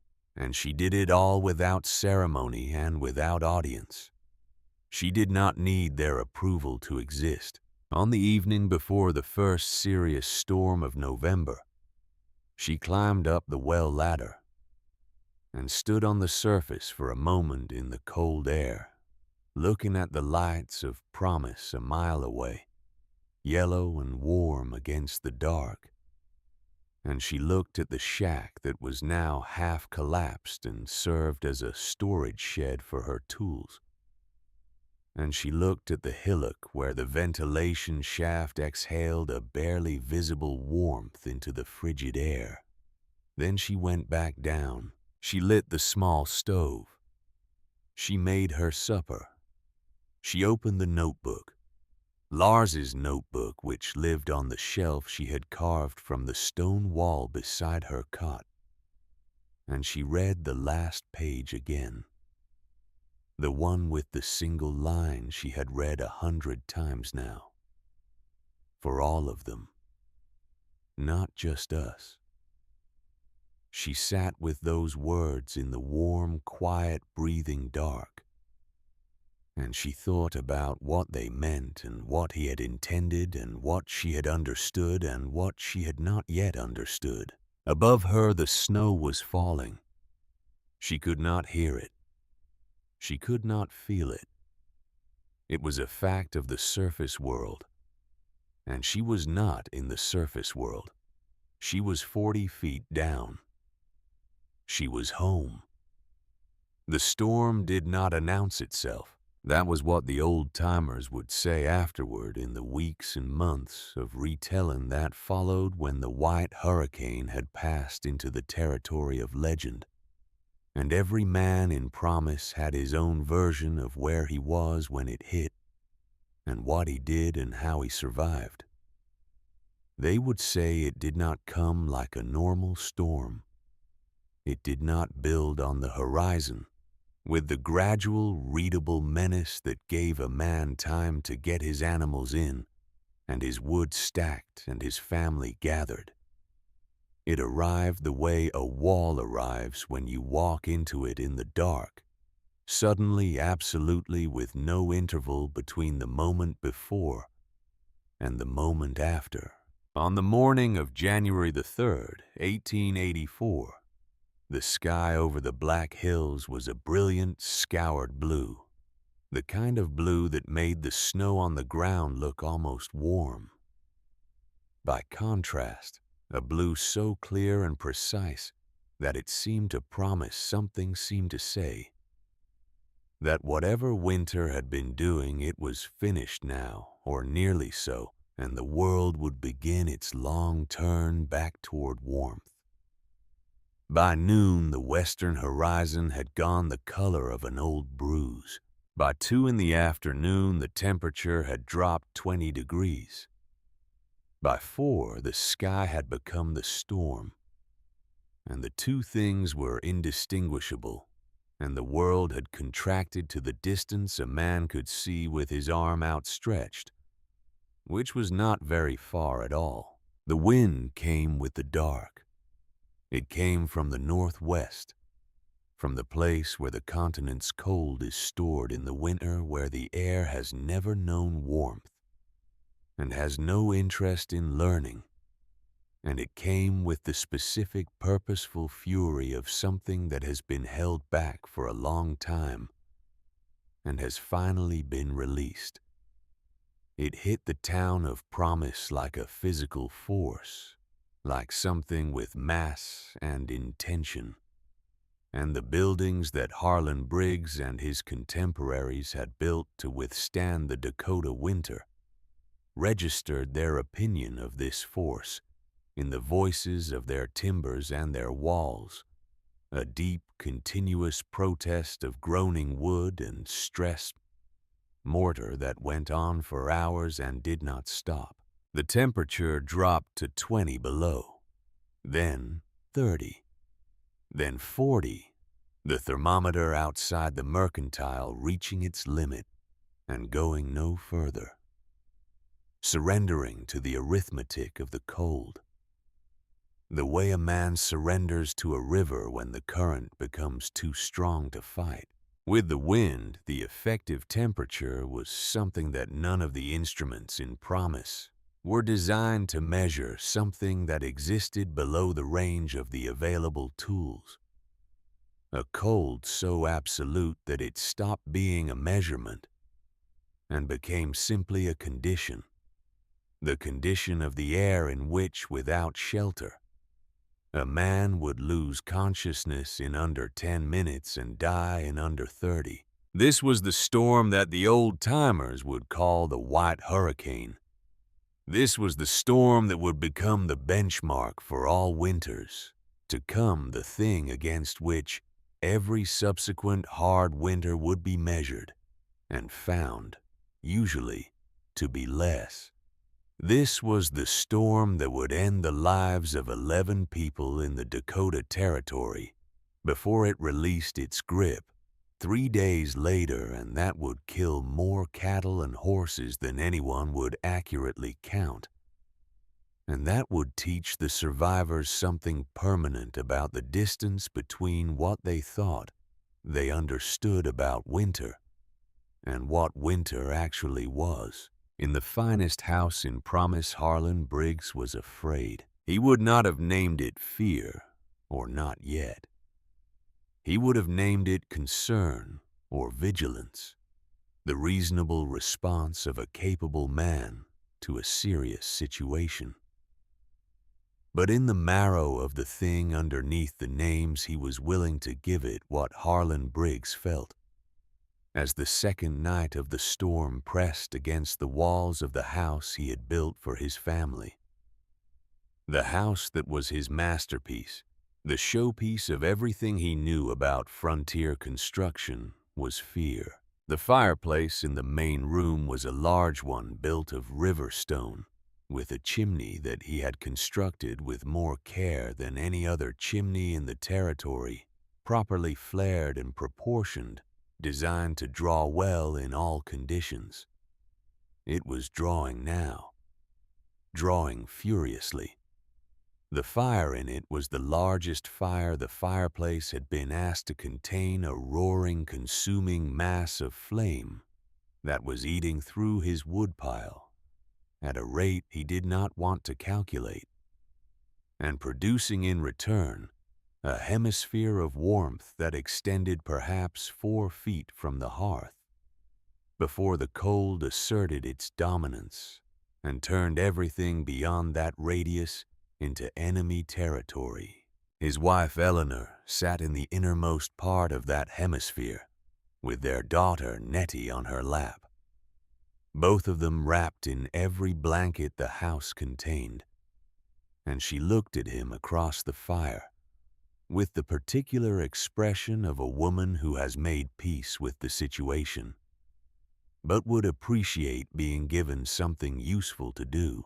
Nettie was 9 years old and small for her age, the youngest of his 3 children, and the one who had always been the most susceptible to winter sickness, the one whose chest rattled with the first cold of every season and required watching. She had been healthy through November and December, which Briggs had taken as a good sign. A sign that this winter was going to be manageable, that all his preparations, the stacked cordwood, the banked earth around the foundation, the new shutters he had fitted in October, were equal to the task. Now Nettie was not healthy. She had begun shivering at noon on the second day, which he had attributed to the cold in the room. He had moved her closer to the fire. The shivering had continued. By evening, her forehead was warm, in the way a forehead should not be warm. The dry, radiating warmth of fever, the body's unreliable attempt to fight something it had identified as a threat. Eleanor had looked at him over the child's head, with eyes that asked a question he did not have an answer for. The cold inside the house was the problem, not the cold outside. The cold outside was the cold outside, and a man could build against that, could stack enough logs and fit enough shutters to hold it at bay. But the cold inside was something else. The cold inside was what happened when a fire burning at that rate in a chimney that size pulled the frigid air through every imperfection in the structure, every gap between logs, every poorly fitted window frame, every place where mortar had shrunk away from stone over years of expansion and contraction, and brought it into the room at floor level. A continuous, insidious draft that kept the room alive with the outside air, regardless of how high the fire burned. The floor was the coldest place. Cold radiated upward from the boards, from the frozen ground beneath the boards, from the crawl space that he had never bothered to bank deeply enough, because it had never seemed to matter before. The air at floor level was 10 degrees colder than the air at head height. Nettie, sitting on her mother's lap, was elevated, but not enough. The drafts found her. He had stuffed rags into every gap he could reach. He had nailed canvas over the window frames. He had done everything he knew how to do, everything that the full weight of his decades of building experience told him to do. And the cold was still inside, with them occupying the room as if it had the same right to be there as they did. His woodpile, which he had calculated would last through February, was going to run out before January ended. On the afternoon of the second day, while Eleanor held Nettie close and sang to her in a voice kept carefully steady, Briggs stood at the frosted window and looked out at the white chaos of the storm and tried to think. He was a man who had always thought clearly in difficulty. It was one of his genuine qualities, one of the things that had made him what he was, the ability to stand in the middle of a bad situation and look at it without the distortion of panic and find the practical course. He had done it in business. He had done it in the territory's various catastrophes of weather and economy and the random brutality of frontier life. He had always found the practical course. He stood at the frosted window and looked at the storm and tried to find it now. The child needed warmth that was stable, not the oscillating warmth of the fire, close enough to burn, far enough to freeze. She needed air that was clean, not the smoke-tinged air of the main room which had been accumulating the slow exhalation of the fireplace all day, despite the chimney's draw. She needed a temperature that would hold through the night without requiring constant management, without the fire consuming the last of the wood before dawn. He stood very still. He thought about the wisp of smoke he had seen on the first morning of the storm, rising from the rocky hillock on the Voss claim. He had been trying not to think about it for 2 days now. He had been keeping it in the peripheral vision of his mind, where things go when you know they are significant, but are not yet ready to acknowledge what their significance is. He thought about it directly now. Smoke on that hillock meant there was a fire somewhere below it. Fire below the ground meant someone was down there and warm. Warm in a storm like this meant something he did not have precise words for.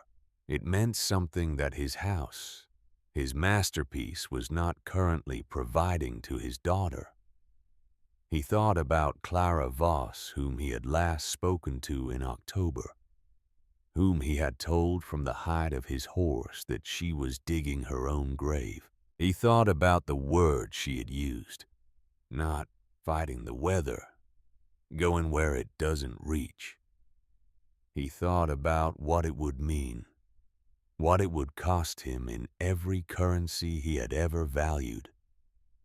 His certainty, his reputation, the coherent narrative of his own expertise, to walk out into the white hurricane and cross the 1/4 mile to the Voss claim and knock on the ground and ask for help. He thought about his daughter's forehead under his hand, dry and burning. He put on every piece of clothing he owned.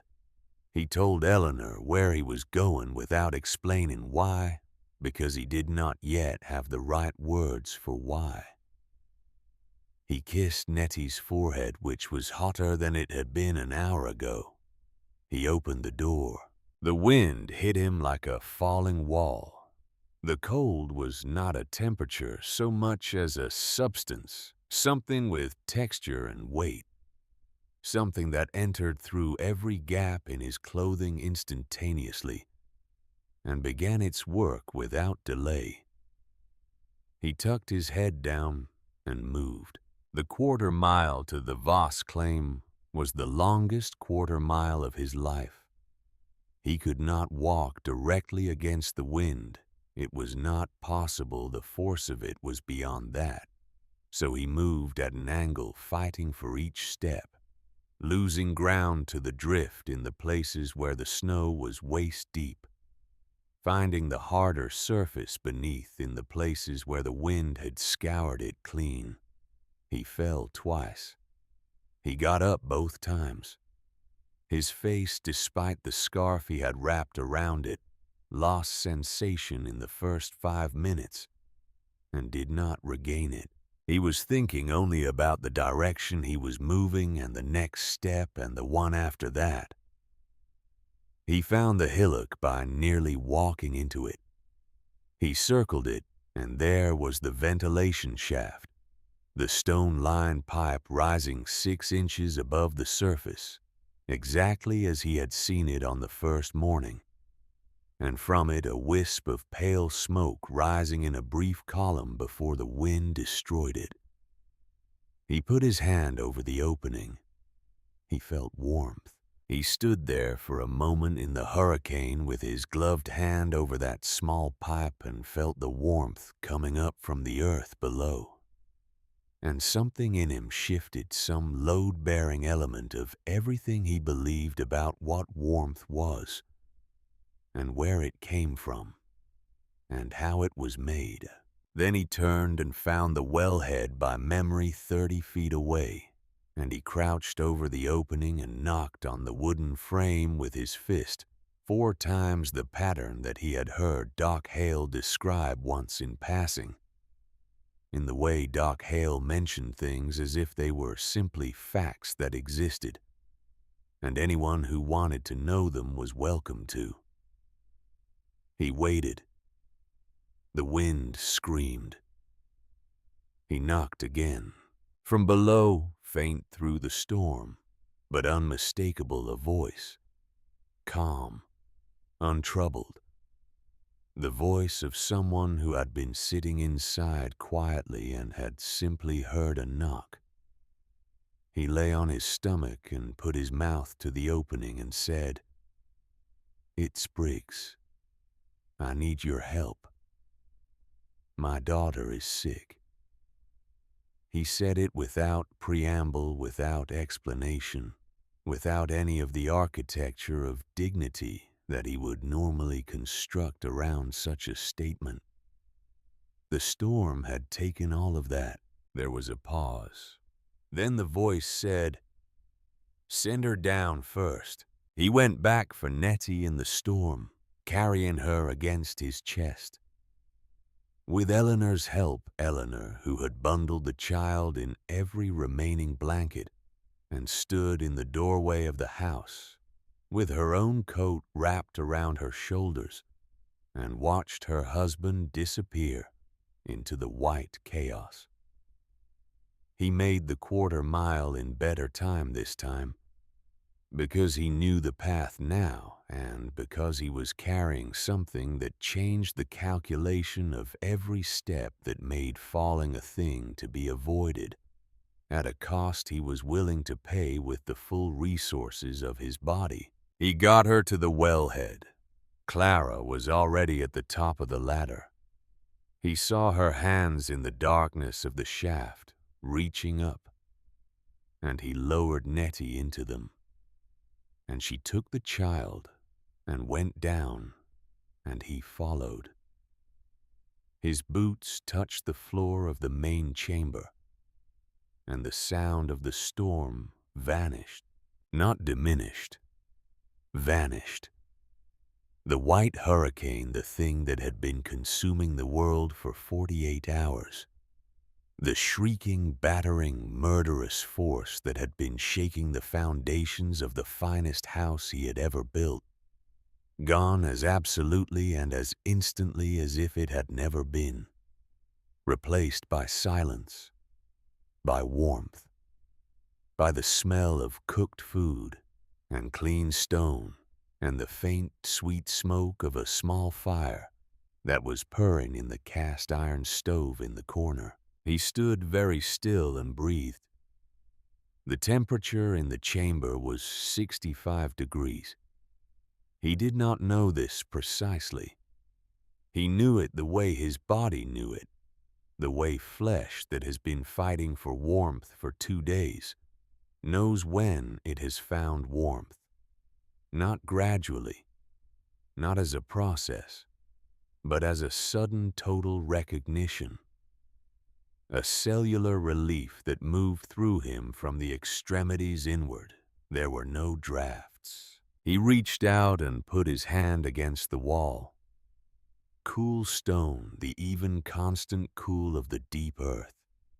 The same temperature it had been in August and would be in March, indifferent to the arithmetic of the storm above.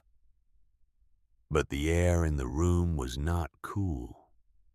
The air in the room was warm, held warm by the thermal mass of the surrounding earth, by the small stove by the floor that radiated a gentle, persistent heat from beneath his boots. He looked at the floor.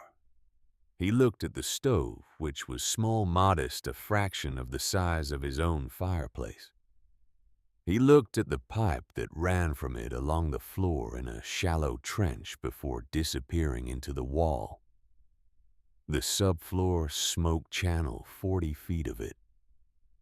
Doc Hale had told him once, though he had not fully absorbed what that meant. He understood now what it meant. He understood it through his boots, through the soles of his feet, through the undeniable fact of warmth rising from the packed earth beneath him. The fire in that small stove was not heating the air. It was heating the ground. It was turning the floor itself into a radiant surface, a massive, slow, even heat source that warmed the room from the bottom up the most efficient possible direction. The direction that served human bodies, which are warm at the top and cold at the feet, in precisely the wrong order. He had spent his entire career building fireplaces that heated the top of the room and left the floor cold. He understood, standing in the warmth of Clara Voss's floor, that he had been doing it wrong. Not wrong the way a bad craftsman does it wrong. Wrong the way a good craftsman does it wrong, with skill and precision and consistency. Building the wrong thing correctly decade after decade, never questioning whether the thing itself was the right thing to build. Clara had laid Nettie on the cot in the sleeping alcove, wrapped in the blankets she had arrived in, plus the single wool blanket that Clara kept on the cot, and the child was already within minutes of arriving in the chamber, shivering less. The radiating warmth of the floor, the still air, the absence of the drafts that had been cutting through Briggs's house all day, these things were working on Nettie the way medicine works when it is the right medicine, given at the right time. Clara came back into the main chamber. She looked at Briggs, who was still standing in the center of the room with his coat on and his gloves in his hands, and an expression on his face that she had not seen on it before. She had seen certainty on it. She had seen condescension. She had seen paternalistic concern and professional authority, and the specific expression of a man who has rendered a verdict and considers the matter closed. She had not seen this. This was something more fundamental, something prior to all those other expressions, something that existed underneath the construction of the person Harlan Briggs had built himself into. She said, "Take your coat off. The warmth works better without it." He took his coat off. She put a small log into the stove and ladled stew into a bowl and set it on the shelf that served as her table. And she went to check on Nettie again. He watched her move through the space with the ease of someone who has been living in a place long enough to know it, without looking who knows where the shelf is, without checking who knows the height of the ceiling, without looking up who has incorporated the dimensions and surfaces of the space into the body's automatic knowledge. He sat on the stool she indicated and ate the stew. It was simple food, root vegetables, salted meat broth. But it was hot, and it was good, and his body received it with a gratitude that bypassed taste entirely and went straight to the cellular level, the level at which the body keeps its own accounting of what it needs. He ate in silence. Clara sat across from him on the floor with her back against the wall, her legs drawn up, a book open on her knee that she was not reading. He looked at the stove. He looked at the pipe running along the floor. He looked at the ceiling. The arched ceiling, the smooth curve of it, the way it deflected rather than absorbed. He looked at the walls, the compacted shale cool and absolutely immovable, the most permanent walls he had ever been inside. He thought about how long they had been here, these walls, before any human hand touched them. He thought about how long they would be here after. He said, "How long did it take to build?" His voice came out differently than he intended. He had intended a builder's question, a professional assessment, a request for data. What came out was something quieter. Clara said 5 months. The tunnel took the longest. He said, the tunnel to the ventilation shaft. She said, yes. He said, you rerouted it around the rock obstruction. She looked at him. She said, Doc Hale told you. He said, he told me some things. He did not tell me everything. She said no, he wouldn't. The stove ticked quietly. From the sleeping alcove, the sound of Nettie's breathing, slower now, more even. The fever was not gone. Fever didn't go in a matter of hours, but the conditions were no longer working against the child's body. The warmth was steady. The air was clean. The body had been given a chance. He said, the floor. She said, the smoke channel. 40 feet of it stone-lined under the floor. The fire heats the channel heats the stone heats the room. By the time the smoke exits, it has given most of its heat to the floor. The floor gives it back slowly for hours after the fire goes out. He said, Lars. She said Lars designed it. Doc Hale improved it. I built it. He absorbed that. The allocation of credit, the precision of it, Lars designed, Doc improved, I built, contained something that he had to sit with for a moment before he could receive it properly. She was not disclaiming the work. She was not attributing it away from herself.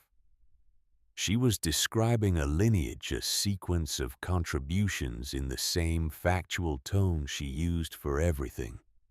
She had built it. The building was hers. He said, the convective loop, the ventilation. She said, the warm air rises and exits through the high shaft. The movement pulls fresh air down from the well entrance. It runs continuously without any mechanical assistance. As long as there is a temperature differential between the air inside and the air at the top of the ventilation shaft, the system breathes. He looked up at the arched ceiling, thinking about the movement of air, the physics of it, the elegant simplicity of a system that used the basic properties of warm air to sustain itself. He had built 100 structures. He had thought carefully about every one of them. He had never thought about this. He said, I build boxes. You said that. She said, You build good boxes. The church will stand for 100 years, he said. But they leak. She said, they are designed for a world where heat is cheap, where you can always burn more wood. She paused. In Norway, coal was expensive. Lars's father's father understood that the cold was a fixed fact, and the fuel was a variable, and the only way to survive long-term was to change the relationship between the fixed thing and the variable thing. You cannot make the coal cheaper. You can make the fuel go further. Or you can go somewhere the cold isn't. He sat with this. He had been working from an assumption so deep and so consistent that he had never identified it as an assumption, had taken it for a fact, about the nature of things, a permanent condition rather than a choice. The assumption was that you fought the weather, that you built your walls as thick as you could, and your fire as hot as you could, and you endured the war of attrition between the cold outside and the warmth inside. And whoever ran out first determined whether you survived the winter. He had been winning that war most years, most winters. He had been winning it by building better, by using better wood and better mortar and better fitting, by being a superior craftsman in the service of an unchanged strategy. He had never questioned the strategy. She had. He looked at his hands. They were builder's hands, scarred and calloused and permanently stained with the various substances of his trade. He had trusted these hands for 30 years. He trusted them still. But they had been building the wrong thing. From the sleeping alcove, Nettie made a small sound, a sound of comfortable shifting rather than distress. Eleanor would be wondering where they were. He needed to get word to Eleanor. He looked up and found Clara watching him, not with triumph. He had been braced for triumph, had been braced for it since he came down. The latter had known it was what he deserved, the comeuppance that a man receives when he has been publicly, comprehensively wrong. He had expected it from her the way you expect weather as an inevitable consequence of the conditions. There was none. Her expression held the same quality it had always held in his presence. The same stillness, the same precise attention. That was not warmth exactly, but was its own kind of regard. The regard of someone who sees you clearly and has decided that what they see is worth addressing honestly. She said, "Eleanor." He said, "She'll be worried." Clara said, "I'll go get her." He started to say, "You can't go out in that," and stopped himself, because the evidence of what Clara Voss could do in conditions that seemed impossible was sitting in every square foot of the room around him, and he no longer had standing to tell her what she could and couldn't do. She put her coat on. She took a length of rope from the hook by the ladder and tied one end to the windlass. She looked at him and said, "When I get to your house, I'll knock 3 times. Tell Eleanor." 3 knocks, then she follows the rope back. He said, "You'll need." He looked at her coat, which was heavy wool, but not the kind of layered, insulated clothing a person needed to survive extended exposure to 40 below. She said, "I know the way.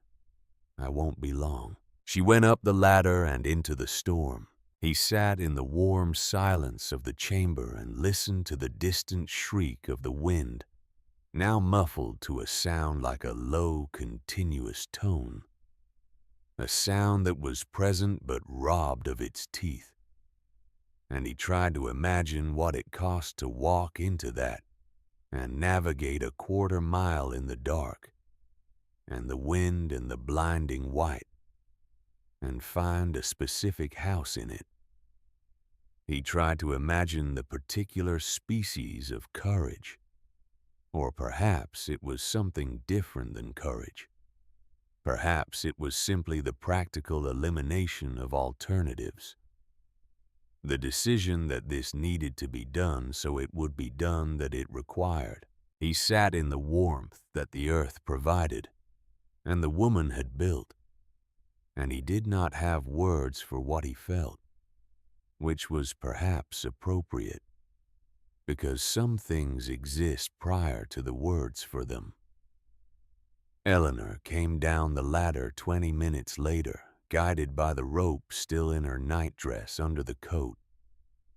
Her dark hair loose around her face, her eyes moving around the chamber in the way eyes move when they encounter something that contradicts every category the brain has available. She went directly to the sleeping alcove and sat on the edge of the cot and put her hand on Nettie's forehead and made the sound that mothers make when the news is better than they feared. Then she sat back and looked at the room. She looked at the stove. She looked at the arched ceiling. She looked at the floor. She looked at her husband sitting on the stool with his coat folded in his lap. She said very quietly, "Harlan." He said, "I know."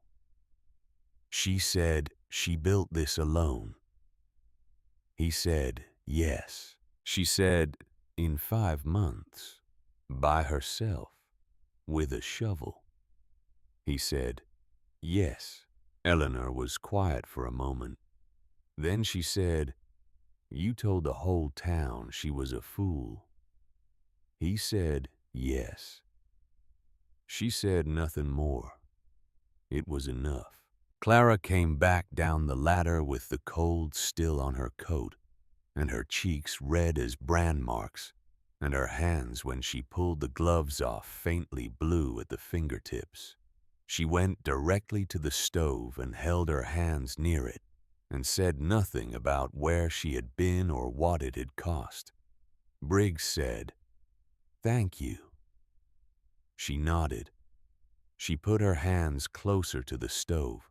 They spent 36 hours in the chamber.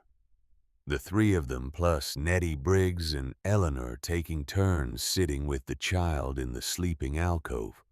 Clara moving through the space with the quiet efficiency of someone who has arranged their life to work in a limited area. Cooking, reading, occasionally climbing the ladder to check the surface conditions, and coming back down with a face that said, "Not yet." Briggs slept a few hours on the second day, lying on the floor near the stove with Clara's extra blanket over him. And when he woke, the floor was warm beneath his back, warmer than he expected the stone channel beneath, giving back what the fire had put into it hours earlier. He lay there for a while before he indicated he was awake, listening to the sound of the chamber, the small sounds of Eleanor and Nettie in the alcove, the faint movement of air that was the convective loop doing its work, the periodic tick of the cooling and contracting stovepipe. No drafts, no wind, no sound from above, except occasionally, as if from very far away, a low-frequency vibration. That might have been the storm, or might have been his imagination. He thought about everything he had built. He thought about each one of them, the church, the schoolhouse, the mill, the houses on the main street, his own house, and he thought about them honestly.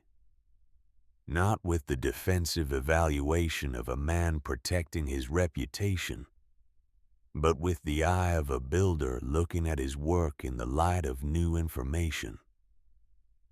They were good buildings.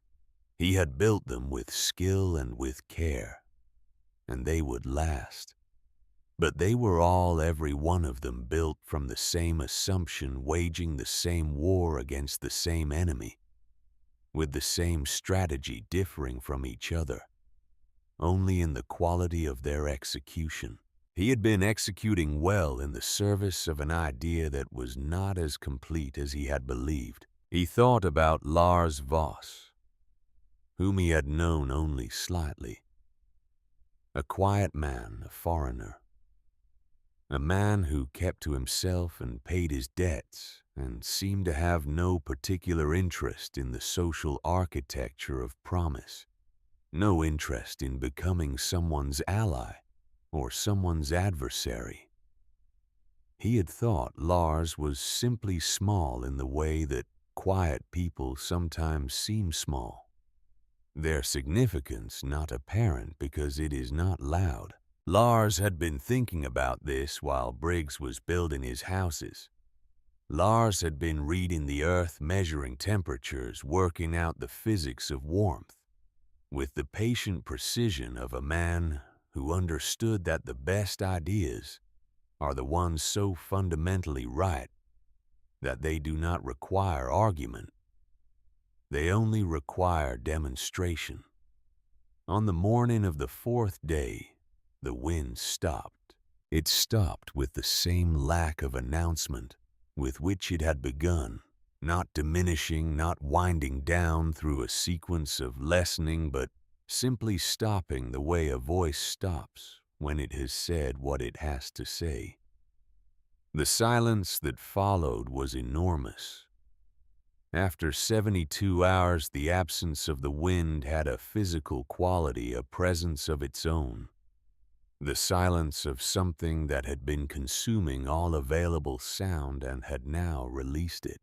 Briggs climbed the ladder and emerged into a world that was white and still and devastated and beautiful, in the specific way that devastation is beautiful when the force causing it has moved on. The snow was 3 feet on level ground and waist deep in the drifts, and the air was still brutally cold, 30 below by his estimate. But the cold without the wind was a different thing entirely, a fact rather than an assault, something to be prepared for rather than survived. He stood at the rim of the well and looked at promise, at the smoke rising from the chimneys of the houses that had made it through, at the shape of the town, emerging from under the snow like something recovering from a serious illness. And he thought about the 11 people who had not made it, who had been caught between buildings or had their fire go out or had simply been too old or too sick to sustain themselves through 3 days of the most severe cold anyone in the territory could remember. He thought about his daughter sleeping now without fever in a chamber 40 feet below, warmed by the earth itself. He went back down. Clara was awake, the notebook open on her knee. He sat on the stool and she looked up and he said simply, "Show me the principles." Not the way he had said things to her before. Not the declaration from the height of a horse. Not the judgment from the position of established authority. This was something else. This was the question of a man who has encountered something he does not understand and has decided that not understanding it is no longer acceptable, that the cost of not understanding it is too high. She looked at him for a moment. Then she set the notebook down. She began with thermal mass. She used a phrase he had heard before. Without fully grasping the earth as a battery storing heat slowly over months and releasing it at the same rate. An enormous, patient accumulation of warmth that the seasonal cold could not penetrate. Beyond a certain depth, could not reach the places where a person had taken up residence below the frost line. She explained it in the plain language that Lars had taught her, the language of observation and consequence rather than of theoretical physics, the language that made a thing feel true rather than merely correct. She explained the convective loop. She walked him through the pressure differential, the elevation difference between the well entrance and the ventilation shaft, the way warm air's natural tendency to rise became the driving force of the entire ventilation system, a self-sustaining current that required no machinery and consumed no fuel. She showed him the notebook diagram, Lars's clean, precise lines, and she told him where she had deviated from it, and why, and what the deviation had cost in time, and what it had gained in efficiency. She explained the subfloor smoke channel. She described the principle of it, making the smoke pay rent, as Lars had called it, the idea that heat produced by burning wood should not be exhausted into the sky through a chimney until it had surrendered every possible degree to the structure around it, that the chimney of a conventional cabin was essentially a pipe for discarding warmth at great expense. He listened the way he had not listened to anything in a very long time. He listened without the anticipatory counter-argument that usually ran parallel to his attention, the ongoing construction of his response. That meant he was only half present for what the other person was saying. He listened the way you listen when you know that what you are hearing is more important than what you think you already know. When she finished, he was quiet for a while. Then he said, "The ceiling curve." She said, "Structural. The arch distributes the load of the earth above more evenly than a flat ceiling. Less shoring required for the same stability," he said. And aesthetically, she said, "I was not thinking about aesthetics." He said, "No." "But it works aesthetically." She said, "Yes." He looked at the ceiling. He had built a great many ceilings. He had built flat ceilings and coffered ceilings and ceilings with elaborate moldings that frontier pragmatism did not require, but that his craftsman's pride demanded. He had never built an arched ceiling because arched ceilings required a reason, and he had never had a reason.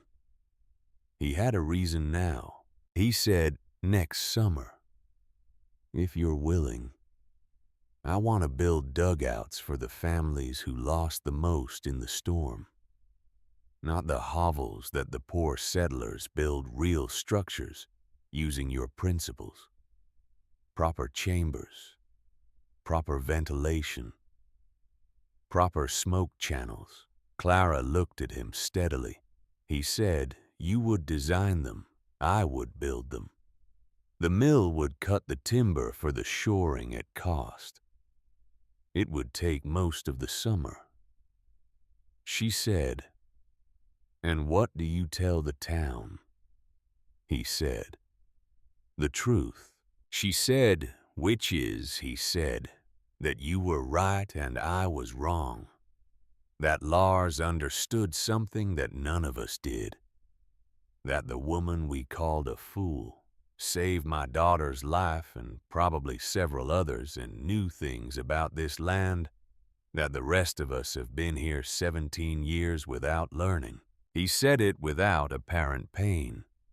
He had already done the painful part alone on the floor of the chamber in the dark, while his daughter slept and his wife breathed quietly, and the storm raged 30 feet above him. He had already gone through the interior, reckoning the private confrontation with the distance between what he had been certain of and what was true. And he had come out the other side of it into something simpler and cleaner. The clear, unencumbered view of a man who has set down a heavy thing he did not need to be carrying. He was not doing this to make himself feel better. He was doing this because it needed to be done. And he was the person in the best position to do it. And those two facts were sufficient. Clara said Lars wrote something. At the end of the notebook, "I'll show you." She opened it to the last page and held it out. He took it and read the single line.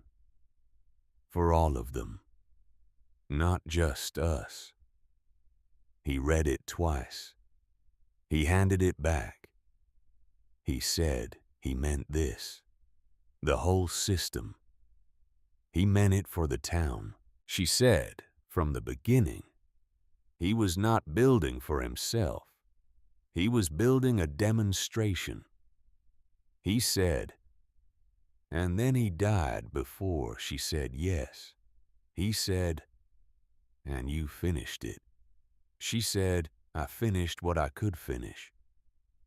The demonstration still needed to survive a winter before it was a demonstration. It needed the storm. He looked at her.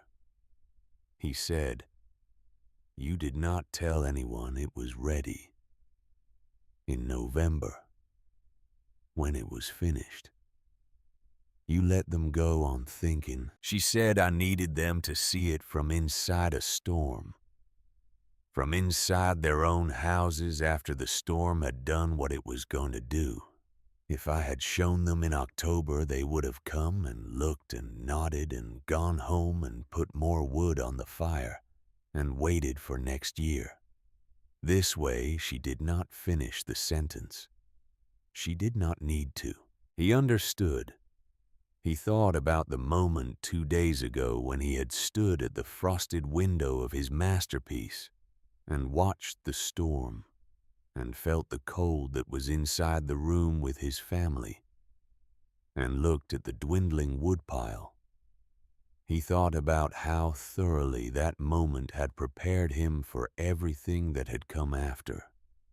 How necessary it had been. She had not engineered that moment. She had not planned the storm. But she had understood with the same deep practicality that ran through everything she did that certain things cannot be explained. They can only be experienced. He climbed out of the well 2 hours later into the cold, bright aftermath of the storm and began the walk back to Promise. The snow was deep, but the wind was gone, and the sky was the specific blue of a world that has been through something and come out the other side. He walked through the deep drifts with the slow, deliberate step of a man who has somewhere specific to go and knows how to get there. He had a great deal to do. The spring came as spring always came, with a reluctance that eventually became commitment. The snow retreating from the south-facing hillsides. First, then the valleys, then the shaded north slopes, where the winter lingered longest, as if it were making a philosophical point about permanence. The aspens came back. The grass came back. The smell of the earth returned, that particular smell of thawing ground that had no equivalent in any other season. A smell like something resuming. Promise came back too, in the way that frontier towns come back from hard winters, counting its losses, repairing its damages, conducting the slow, unsentimental accounting of what remained and what did not. And then, because there was no alternative that made sense, getting back to work. Harlan Briggs got back to work. He stood in front of the town on the first warm Sunday of April and said what he had told Clara he would say. He said it in the practical, unembellished way that he said everything without rhetorical architecture, without the softening that people use when a difficult truth might be received more gently with a wrapping of qualification. He said, I was wrong. He said, she was right. He said Lars Voss understood something about this land that none of us took the trouble to learn, and his wife finished what he started. And the principles they used could change how every family in the territory survives the winter. He said, this summer we are going to dig. The silence that followed this announcement had a particular quality. The silence of people receiving information that is reorganizing something inside them. Information that is arriving at a level below the usual processing and going somewhere more foundational. Then the questions started. Practical questions. The questions of builders and farmers and people who have survived a hard winter by the width of a fingernail and would very much prefer not to do it again. How deep? What do you need for the shoring? How much wood does it actually take? What does the floor feel like? Clara answered some of the questions. Doc Hale answered others. Briggs answered the rest, speaking from the 36 hours he had spent inside the chamber from the notebook he had studied in the weeks since the storm from the education that was still ongoing and would, he suspected, continue for as long as he kept building. They began in May when the ground had thawed enough to work. The first dugout was built for the Pearson family who had lost their oldest son in the storm, and whose cabin had been so damaged that it was not worth repairing. Clara designed the chambers. Briggs directed the construction. The mill provided shoring timber at cost as promised. It took 6 weeks. Then the second one for the widow Hargrove, whose husband had died of the cold on the second night of the storm. Then a third for a young family named Aldrich, who had arrived in the spring with the intention of building a claim, and who, when they learned what building meant in this territory, elected to go underground from the beginning, rather than learn the hard way. They were not called dugouts, or not for long. Someone called them by a different name, a name that started as a simple description and became through use something approaching a title. They called them Voss structures, not because Clara insisted on it. She had not asked for anything to be named after her, or after Lars had not asked for any acknowledgement beyond the practical one of being consulted on the design. The name arrived on its own, the way names arrive for things that matter enough to require a name.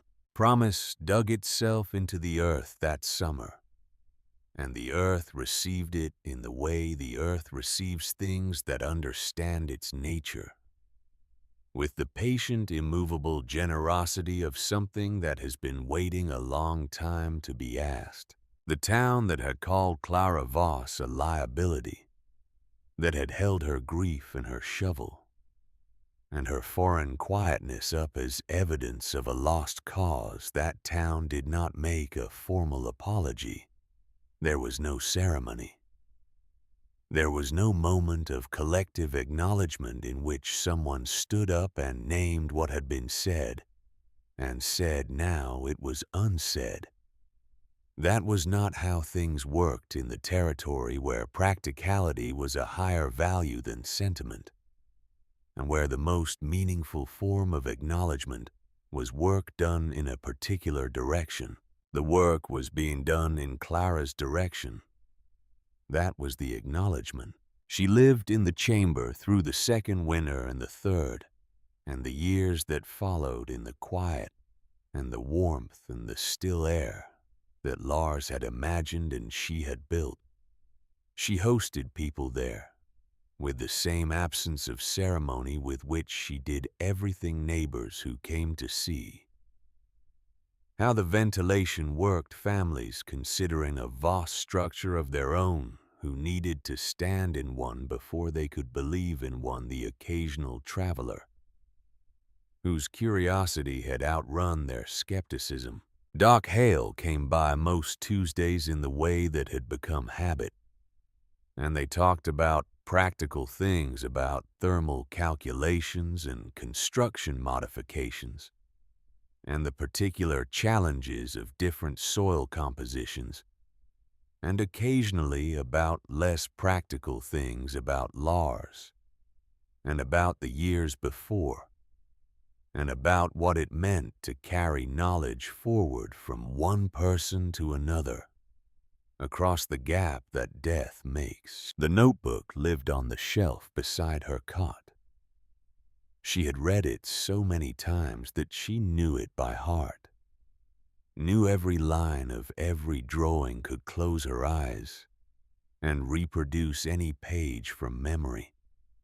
But she still read it, not for the information which she had long since absorbed completely, but for the voice, the plain, careful, precise voice of a man explaining what he loved to someone he trusted with it. She added pages of her own in the back after the last entry, notes on the modifications she had made, the things she had learned that Lars had not anticipated, the places where her experience had diverged from his design, and what she had found there.